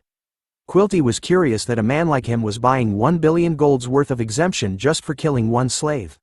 But the man further reveals that after killing the slave, on his way back to him, he had gotten so angry to the point that he had burned a whole village of slash-and-burn farmers. It turns out that Vikir and Dronzer were hiding from them. As he covers her mouth, our boy gently tells her to be quiet while Dronzer wonders why he was doing this all of a sudden. Activating his bloodhound sense, Vikir stares and could recognize the scent that he was smiling in the moment. Looking at Quilty and the man beside him, Vikir recognizes the smell as the same one he had smelt back at the academy. The two men remained unaware of Vikir's presence, talking about how $500 million was enough to justify his actions, while the man in the green assures Quilty that the other half was a top that he wanted to give to the god that was pardoning him for his sins. Looking closely at Quilty this time, Vikir could definitely smell and see the scent of an elite corpse coming from him. As Quilty tells the man that as long as he gives generous offerings, then God will forgive him for his wrongdoings, Dolores was feeling uncomfortable with Vikir's sudden action. As she struggles to free herself from Vikir's grip, he struggles to keep her quiet. In his mind, he begs her to stop moving because they were too close to them. But Dolores wasn't going to stand still. She started to shift her weight around, pushing away from Vikir and telling him to let go. As both of them struggled to go against one another, their little fight caught the attention of Yahello, who appeared beside them with a serious look on his face. We begin this chapter at the moment when Vikir and Dolores had been caught red-handed by Yahello, who appears and spots them spying and listening onto Quilty. Seeing that they were caught, Vikir starts to think about how to get out of this situation, but then he notices something. Looking at the man staring at them with such a look on his face, the smell that was coming from him was something that our boy recognized instantly. The presence of Yahello with Vikir and Dolores made it aware to Quilty that they were hiding behind the pillar. So he happily went and greeted them with a smile on his face. Surprised to see the saintus here, plus the fact that she might have a bad habit of hiding and eavesdropping. He even teases the saintus, telling her if she wasn't hiding and spying on him, then she might be enjoying some alone time with her fellow peer, by having something like a love affair with him. But she was more shocked by the fact that she was caught by him. She knew that things were going bad since they were caught eavesdropping on him. But as she ponders the consequences of their actions, Quilty moves on to Vicky. Judging from his school uniform, he could see that our boy was one of the volunteers at their orphanage. His demonic green glow started to appear in his eyes as he looked closer at Vikir. At first, because of his glasses, Quilty couldn't see it because his glasses were covering it, but now that he looks at him even closer, he could see that Vikir has a really handsome face. In his mind, the elite demon wanted to capture Vikir's face in order to add it to his collection as part of his high-grade category. This is the face that he really wants. But as he thought about how badly he wanted Vikir's handsome face to be a part of his collection, Quilty was interrupted by his so-called brother, who was coughing repeatedly to catch his attention as he was waiting for too long. Seeing that he had something to handle first, Quilty leaves, bidding the saintus and Vikir farewell as their group heads out. As they left, Vikir remained silent, but his eyes were focused on Yahello. While the saintus was angry over her current situation, even though she had seen them buying exemptions so openly, she even had to listen to them insult the god she loves, while she could do nothing at all to stop them. In a mixture of her feelings, she immediately shouts at Vikir, questioning him on why he had forced them to hide behind the pillar, making it look like they were listening to Quilty and his brother. But as she looked at him to get an answer, the saintus was alarmed to see Vikir in his current state. In a calm demeanor, Vikir simply apologizes to her for his sudden actions, which surprised her. He even assures the saintus that he was going to be more careful from now on. He then turns to leave first, telling her that he had spent too much time here and needed to go back to volunteering. But to the saintus, she was left stunned as she watched him leave, because for the first time, she had seen Vikir reveal his angry side to her.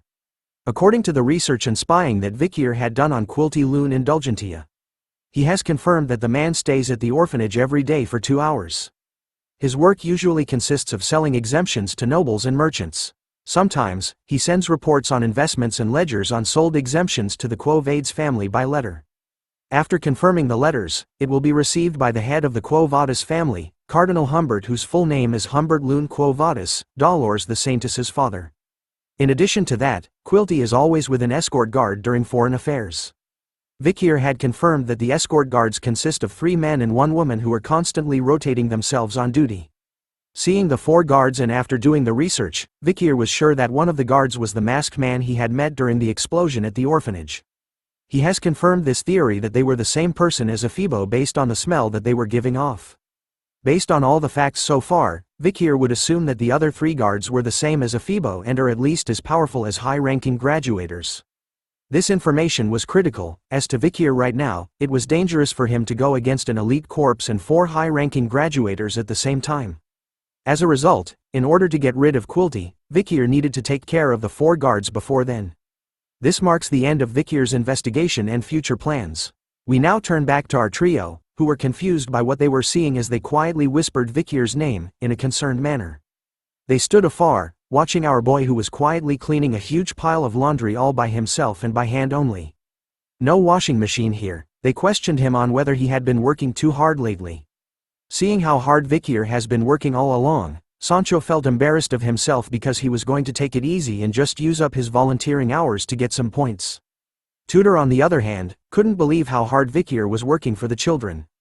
Seeing him this way sparks a fire within the blonde-haired kid, as he vows to work even harder to become a true hero like Vikir. All three of the boys punched their fists high into the air, shouting out, "Everyone follow Vikir!" In unison, looking at them, Vikir wipes the sweat dripping down his face, thinking to himself that he had been caught up by his own thoughts. Since it was difficult for him to move around during the day anyway, he needed to wait until it was night time to execute his plan.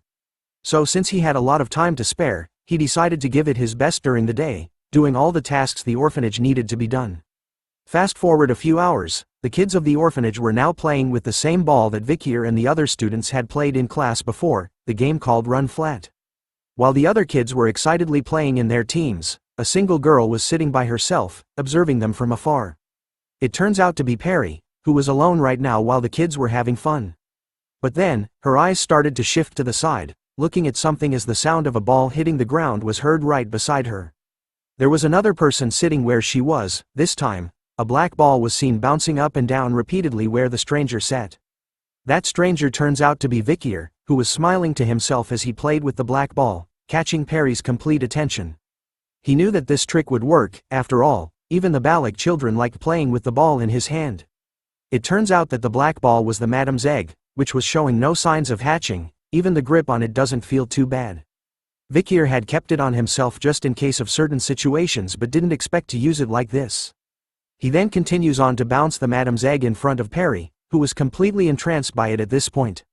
Soon enough, she found herself playing with the madam's egg. A bright smile was seen on her face as she did. She happily plays with the madam's egg while Vikir watches her closely. Happy over the fact that Perry had fallen for his trap. But as he watched Perry, Sinclair was watching him too from behind. She calls out to him, talking about how kind he was. Sinclair has made her appearance to him once again, mentioning to Vikir that at first, she saw him as a no-nonsense kind of guy. As she slowly approaches him, Vikir questions the lady on whether she needed something from him. She happily leans in closer to Vikir, telling him that she wanted to be closer with him, and although she was a year younger than him, she wanted to know if it's alright for her to speak to him more casually. Despite giving her the bombastic side eye, our boy eventually caves in to her request, telling her to do what she wanted, bringing a joyous smile across Sinclair's face as she got what she wanted from him. Seeing that being causal was now allowed, Sinclair prompts to call Vikir brother, but then he tells her that he finds it a bit uncomfortable to be called that. Instead of being sad over the rejection, Sinclair simply giggles, telling Vikir that she was going to think of another way to call him until the next time they meet. Which our boy simply agrees to. As the two students were busy talking to one another, Perry was still playing with the madam's egg, which moved by itself all of a sudden, causing Perry to lose control over it as it bounces away from her. In a turn of bad events, the madam's egg somehow manages to bounce its way to freedom, but escapes through a hole in the fence before bouncing into the dark and murky waters. Vikir and Sinclair were able to spot what had just happened. They made their way towards Perry, who could only stare at where the madam's egg had gone. Her mouth was left wide open over the shock of losing it. Sinclair looks at where the ball had fallen in, and tells Perry that they couldn't get it since it fell into the estuary. With tears in her eyes, she looks over to Vikir in a panic. Seeing her reaction, our boy assures her that it was fine and not to worry about the ball. But seeing the sad state that Perry was in left our boy conflicted, as the little girl tried her best to keep her tears in. Seeing what she was going through, Vikir started to unbuckle his uniform. After all, he has no choice now after seeing Perry that way. We now turn to Dolores, who was sighing deeply as she still felt bothered by what had happened before. In her mind, she was thinking about Vikir. At first, she didn't have a good first impression of him because he was judging the night bloodhound as someone with prejudice. Moreover, she knew how bad his behavior was because he had received enough minus points to the point where he needed to do volunteer work. But then meeting with others started to change her perspective of him. The first was Tudor, who happily tells her that since the kitchen needed more help, Vikir was the first one to volunteer to help. Soncho appears in a cook uniform, telling Dolores that until just now, Vikir had been distributing food. Since the hot water wasn't coming out, he also went out to check on the pipes. He even wasn't able to eat because he was giving out food. The next one was Piji, who tells Dronzer that he believes Vikir went on to help with the laundry, adding on, that not too long ago, Vikir was able to fix the pipes, so they were able to boil the laundry now. Even Bianca appears, telling Dronzer that Vikir was with her, hanging clothes till now. But then the children asked him to play, so he went to prepare the gym for the kids. After meeting everyone, Dronzer was confused since everyone thinks of Vikir as a good person. She had thought of her judgment of our boy as being inaccurate, but after hearing about him from everyone else, she realized that she was just flat out wrong about him. It turns out that she was the one that had her own prejudices about him. A lot of people were aware of the fact that Quilty and her were on bad terms. She starts to think that Vikir was just being considerate by hiding her with him because he noticed that Quilty was approaching them. So now, her goal was to look for Vikir and apologize to him over her misguided view of him. Soon enough, she spots him standing alongside Sinclair and Perry, as they look for the ball in the murky waters across the fence. But then something happens which leaves Dronzer confused while leaving Sinclair with a heavily blushed face as she tries to cover her eyes. With his uniform and shoes neatly placed onto the ground beside one another, Vikir easily leaps over the fence in a single jump and lands deep into the murky black waters of the estuary, leaving all three ladies with a stunned look on their faces. Soon enough, the ball was in his hand. Vikir, covered in the dirty black water, had finally found the ball that tried to escape from Perry's hand. For some reason, the sun was shining perfectly in that moment, covering our boy in its holy light, activating that main character's aura and riz. He turns to the ladies, with the ball in hand, and tells Perry that now, she didn't need to feel sorry for losing the ball. His kind gesture of finding the ball back manages to capture the ladies' attention as they stare in disbelief, while blushing hard. But to the little angel known as Perry, she was captivated by Vikir's actions, her eyes totally focused on him as the sound of her heartbeat started to beat once more. Ending this chapter with a ba-dump. In this chapter with our boys playing with the kids in the open field, passing around a ball as though they were playing football. After spending so much time having fun with the kids, the boys were all sweaty and tired. Tudor wipes the sweat off his forehead, smiling as he couldn't believe that this was the last day of their volunteering. Soncho agrees, saying that time sure flies when you're having fun.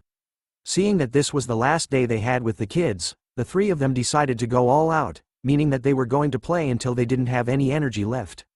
As the three of them pumped themselves up, Vikir was seen sitting at the same tree, alongside Perry who was beside him. As she sat beside Vikir, her face was flushed. She even takes a peek at him, holding onto what looks like flowers in her hand. She continues to gaze at Vikir, who was mindlessly staring at nothing. Picking up the courage, she goes over to his side and lightly tosses a crown made up of flowers onto Vikir's head, which surprises him. He takes a peek at it, wondering if it was really a flower crown that she had given him, but Perry starts to shake her arms in the air the moment he says it. This time, she took one of his hands and pulled it closer to her. Instead of speaking, Perry started to write onto Vikir's hand, telling him that what she had given him was a sign of gratitude. She continues on, writing on his palm in order to speak to him. Perry thanks Vikir for always being with her during his time as a volunteer, and for finding the ball she had mistakenly dropped into the estuary from the time before. Feeling the message behind the words she wrote on his palm, Vikir tells her that his actions were nothing, and that he simply liked sitting here with her. Before she continued to write, Perry paused for a moment. Thinking about her next message, she continues to write, this time lightly. With a curious and shy look on her face this time, she looks up to Vikir, writing on his palm, the words, "Can we meet again?" Upon feeling the message on his palm, Vikir started to recall the memory with Dronzer, who tells him about Perry's history, where everyone who had gotten close to her would one day stop visiting her due to their busy schedules. This resulted in Perry being tired from getting attached to people in such a short time, making her silent the way she was now. Looking at her, Vikir knew that while he was out hunting the demons, he would need to prepare himself for death all the time, so he couldn't promise her that he would come back, as death was always near him. But even though he knew that, seeing this precious child, our boy told her that they would meet again. Hearing those words, Perry's eyes started to light up with joy once again. Vikir, sincerely, promises her that he would come here if there's a tomorrow for him. Perry started to smile the widest she had ever done upon hearing those words from him. And so, she writes on his palm for the final time, that she would wait for her older brother. Feeling the message for the last time, Vikir corrects Perry, telling her to call him uncle instead of older brother. The scene then changes to the Indulgentia Orphanage Great Hall. Quilty was speaking to everyone, who turned out to be crying, telling them that the children who have been separated from their parents and are now living here, the time they had spent with them was nothing short of priceless. Through this experience, they were able to feel what it was like having a parent, and were able to fill the void in their hearts. He continues to give his speech, telling the volunteers that if the children grow up to be great people, then it would all be thanks to them. Ending off the speech, he tells them about the love that they were able to receive from the children these past 10 days, and hopes that they would share them with children.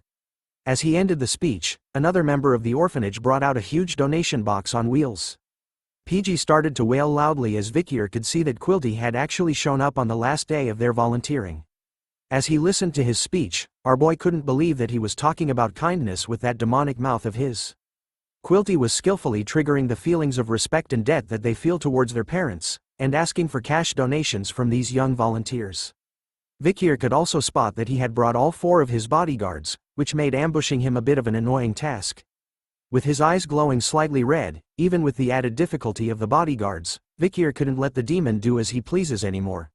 After all preparations were done. As planned, he was going to hunt the elite corpse today. Soon enough, massive amounts of gold coins were given. The volunteers were queuing up behind one another, donating as much gold as they could.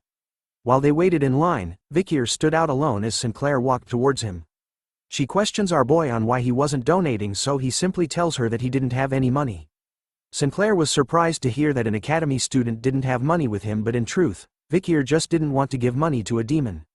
But what piqued his interest was the fact that Sinclair had called him brother. She reminded him that she had come up with a way to address him, which Vikir seems fine with as he tells her to do whatever she wants. Moving on from that, Sinclair points out to him that he was being cold. Since they were wealthy, they should help the children. But Vikir replies back that parents are ultimately unnecessary. He continues to tell her that children may need help from their parents during their childhood, but it is up to one's personal strength in how they will tackle the world, leaving Sinclair speechless as she stares at him. In response to his depressing words, Sinclair holds onto his hand, telling him that his life must have been hard. So she offers Vikir a chance to come over to her house and play, and even eat with her family during the break or public holiday. After giving him those choices, Sinclair leaves our boy behind, telling him that she was going to the children and to free up some time once they were done volunteering. As soon as she left, Vikir looked at his hand, thinking about how strange she was as a person. According to his knowledge, Sinclair was the identity she submitted to the academy as a disguise. Before his regression, she was the most extraordinary out of the Ice Corps and always placed first in both theory and practicals for 4 years straight. But then, she disappeared after graduation and never showed herself again. And so, Quilty announces after the donation that now is the time for the children of the orphanage to give thanks to their parents for the past 10 days. Tudor cried as he hugged the kid he took care of, promising the little one that until he became a great hero, he was going to come here every week, even after he became a great hero. Soncho was on his knees, telling the kid that in the north, the children are considered most precious, as they are the future. Reminding the little boy that the empire's future was on his shoulders and that he should do well in life. Piji started to wail once again, telling the children that had gathered around him that he was definitely coming back, and that he would also bring lots of yummy food for them. Even Bianca couldn't help but cry a bit as she held the little girl's head. She felt that these past 10 days were both long and short at the same time, and couldn't believe that she herself had gotten attached to the kids this much. As the volunteers started to be with their kids, Vikir stood alone at the back, silently watching everyone. He turns to his right to check and then his left. Even Dolores was there, comforting the children by rubbing their heads. Vikir sneaks up behind her and calls out her name, startling the saintus. As she turns to look at him, her face becomes flushed with red. As she keeps seeing the memory of him being shirtless and covered in dirty water after rescuing the ball from the murky waters of the estuary from which it fell in, she wonders why she keeps thinking of that day as Vikir tells her that he had a question for her. It was about Perry. He wondered if she had seen her around lately. Thinking about it, Dolores looks around, realizing that she hasn't seen Perry here yet but was sure that the last time she saw her was this morning. Hearing that bit of information, a sudden feeling of dread overcame Vikir as he realized something. Wasting no time at all, he turns to leave as Dolores chases after him. Thinking about that sweet girl not being here, Vikir's bloodhound senses started to activate. He spots Quilty from afar, who wears a creepy and demonic smile on his face. Seeing that, fully unleashed the bloodhound within Vikir, as he stares back at the demon, with bloodlust in his eyes. Soon enough, night arrives in the city. As the boys were deep asleep, crying about their goodbyes to the kids. Vikir's bed was empty. We then turn to another building, part of the Indulgentia Orphanage Children's Dormitory, the fourth building. Inside it, the 4 bodyguards of Quilty were present, all wearing their weapons. Upon reaching a specific area, they started to part ways, each of them heading alone in their own paths. We now see Yahello all alone. As he continues his surveying of the area, only darkness remains behind him. Out of the darkness, a bloodhound appears, its eyes still glowing bright red even though it was hidden underneath a mask. Yahello immediately turns around, sensing something but spots nothing at all. As he continues to stare at the empty hallway, a voice appears in front of him, telling him that he had a question. The bloodhound appears right in front of Yahello without him even realizing it. Vikir questions the demon on where the children who were locked up for the purpose of being the elite demon's food supply were kept hidden, but Yahello didn't even respond with words but took action instead. He immediately swung his massive mace weapon to our boy. But before the attack could land on him, Vikir manages to separate his head from his body within a split second. Holding on to Yahello's head, Vikir found it funny that he asked a question to someone who can't talk. Unleashing his own demonic sword, Beelzebub, Vikir reveals that this time, there was no time for him to play with these demons as it was hunting time for the bloodhound. We begin this chapter off with Vikir holding onto Yahello's head after teaching him a lesson in the previous episode. But as our boy held onto the undead's head, he started to notice something from it. Yahello's head was starting to smoke. Without doing anything to it, smoke started to arise from mouth and ears or any kind of holes Yahello's head has. Before long, the undead's head dropped onto the ground without warning. What was left in Vikir's head was the face mask that Yahello had worn during the first night they had a fight together. Looking at it closely in his hand, Vikir wonders if the face mask he was holding on to was what allowed the undead to change his face into a fake. Once the smoke has cleared from the head, Vikir takes a look at it and recognizes who the face belongs to. It looked like it belonged to Peter, Dolores's Holy Knight bodyguard whom we met when Vikir went on to rescue the town from the Red Death. But upon closer inspection of the face, Vikir spots a mole near one of its eyes, and summarizes that this wasn't the Peter he knew. As Peter himself didn't have a mole. Thinking about this unique feature, Vikir started to recall a memory he had before he regressed into this life. Sitting at a campfire with Peter, Vikir remembered how Peter would often talk about his missing younger brother, who went missing after going into isolation training. But seeing his younger brother lying dead on the ground after having his face stolen, Vikir pieced it together.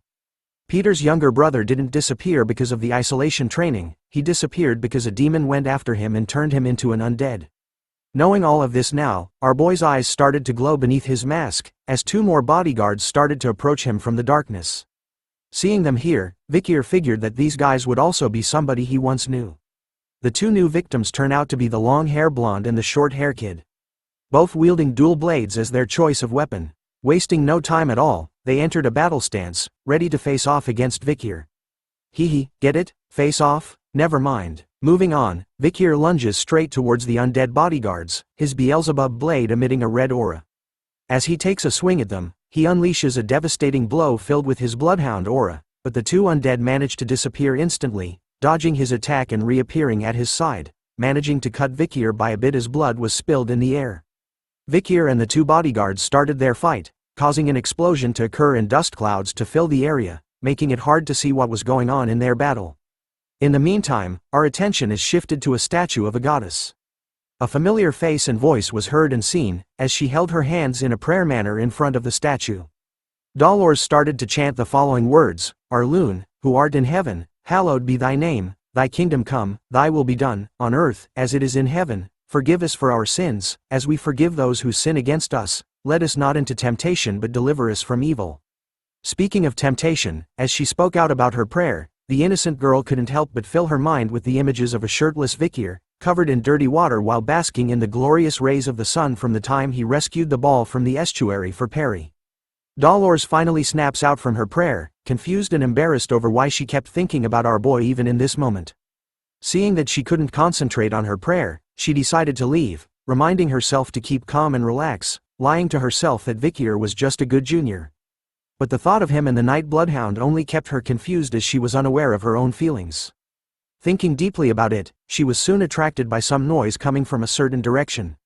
Looking to spot what it was, she sees a figure emerging out from a dust cloud as an explosion was seen as well. Taking a closer look at the mysterious figure, she recognizes the pandemic mask he was wearing. It turns out to be the night bloodhound she was searching for. But seeing him here all of a sudden made it confusing for Dolores, as she wondered what the night bloodhound was doing in an orphanage. But more importantly, she wonders why he was busy fighting against Quilty's bodyguards, who were storming straight at him without any signs of stopping. In the midst of their fight, Dolores shouts at the words night bloodhound, catching Vikir's attention as he turns around to see that the saintus was behind him. In that moment of distraction, the bodyguard manages to land a devastating blow to our boy, stabbing him in the stomach, through and through, sending him flying past the saintus as she sees him on the ground, completely knocked out. Transforming into a human shield, Dolores stood in front of the bodyguards who were walking over to finish the job, her arms spread wide as she told them to stop. Even though she didn't know what was going on between them, she wanted to at least talk about it first. Dolores, who held the title of saintus, was left stunned and confused as the bodyguards didn't even reply to her command but instead, prepared themselves to strike her down as well. Instead of running away, she chose to stand firm and confident in her choice of defending the night bloodhound, closing her eyes so she doesn't have to see what was coming at her. But as she did, Vikir's voice was heard once again, telling her to move aside. In a mere second, the night bloodhound had recovered his strength and healed from his wounds. He managed to block the strikes from the bodyguards, using Beelzebub to stop one attack while using his arm as a meat shield to stop the remaining other. After hearing his voice, Dolores opens one of her eyes to see that the night bloodhound had appeared in front of her, saving her life in the process as he handles the incoming attacks. But her face was soon filled with panic and concern after spotting a blade entering into one of the night bloodhound's arms. Underneath the pandemic mask, Vikir's eyes were glowing bright red, meaning he was in killer mode as he told the saintus that everything was going to be alright. As revenge for dealing a painful blow to him, Vikir unleashes a mad flurry of strikes, destroying one of the bodyguard's swords into pieces right in front of its face. Before the long-haired one could respond, our boy managed to plunge Beelzebub deep into his throat, slicing and ripping it apart as an endless wave of blood poured out of it. Without any concern over his fellow brethren, the remaining bodyguard didn't waste any time and attempted to strike Vikir down, believing that his only weapon was now stuck inside his former dead companion. But that turns out to be fiction as Vikir charges Beelzebub with even more bloodhound aura, allowing him to slice through the neck of the bodyguard completely in one swing before turning his attention to the other one, slicing off his head as well in a single swing. Get wrecked, son. As the blood of the bodyguard splattered everywhere, Dolores was standing still, her body shivering over what she just witnessed, the artwork of the night bloodhound. After slaying both of them, Vikir was covered in their blood as he watched over the dead corpses laying at his feet. Dolores watches him closely before snapping back into reality. She shouts at him, wondering if he was really alright and that they needed to treat his arm. But our boy simply tells her not to worry about it. Underneath his mask, he takes a peek at her. Vikir couldn't believe that the saintus was here so late at night. Seeing that the situation was pretty chill right now, she questions the night bloodhound about why the bodyguards attempted to attack her, as she was sure that they would know who she was. He responded by telling her to look at the thing he was pointing at. The bodyguard's head started to melt like a phoebos with smoke coming out from every single hole in its head. The disgusting sight left Dolores to cover her mouth in order to not puke at this sight. While the night bloodhound explains and reveals to her that Quilty's bodyguards were undeads who were using the face of other people. Dolores was shocked to learn this fact, wondering why something like this is happening to the people who were affiliated to the Quo Vadis family. Hearing that, the night bloodhound tells Dolores that she should know the truth more than anyone else in the world. Those words triggered something in her as the saintus realized what was going on with Quilty. As the fake faces start to disappear and turn into the face mask that Aphebo wore, Vikir takes a closer look at the faces they were using. He sees a familiar face, believing that this person was Staffordshire Baskerville, a member from the Pitbull Order and the one that followed Vikir when he went to visit the Morgue clan. Recalling the facts, Vikir knew that when he disappeared in the forest, Staffordshire was able to avoid expulsion because of Adolf Morg's defense, so he had voluntarily gone into isolation training instead. Vikir was pissed off, sensing a common pattern between the undead whose faces they had gotten. He then takes a look at the other bodyguard and spots a tattoo near its collarbone. Looking at the tattoo, he suspected that this bodyguard was originally from the Don Quixote family. He started to think about Set, who had also gone into the pretense of isolation training. People from prestigious families who cut contact with outsiders. That's when the pattern appeared. The key to this was isolation training. He then recalled the triplets from the Morgue clan who informed him that they were about to start their isolation training and that Camus, who was previously in isolation training, had left and entered the Hall of Darkness, devoting herself to magic research. Piecing all the clues and information he had, Vikir started to think about another worst-case possibility as someone appears with fire magic in a wrapped hand. Before he could react, a massive fire explosion was set ablaze right in front of Dolores and the Night Bloodhound. The explosion didn't seem to stop there as more explosions appeared, destroying everything and everyone in its path. It turns out that in the midst of the fires, Vikir manages to protect the saintus from the blast by using his cape as a shield from the flames. But then, both of them were alarmed to see something. Someone else had appeared, walking slowly through the flames. A familiar red-haired lady, the last of the bodyguards, has finally made her appearance to Vikir. The moment he spots that familiar red hair, past memories of his time with Camus started to appear in his head.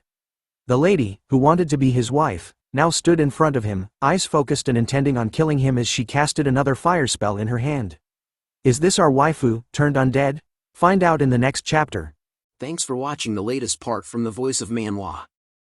Subscribe for more content and don't forget to comment below what you want to see in the future.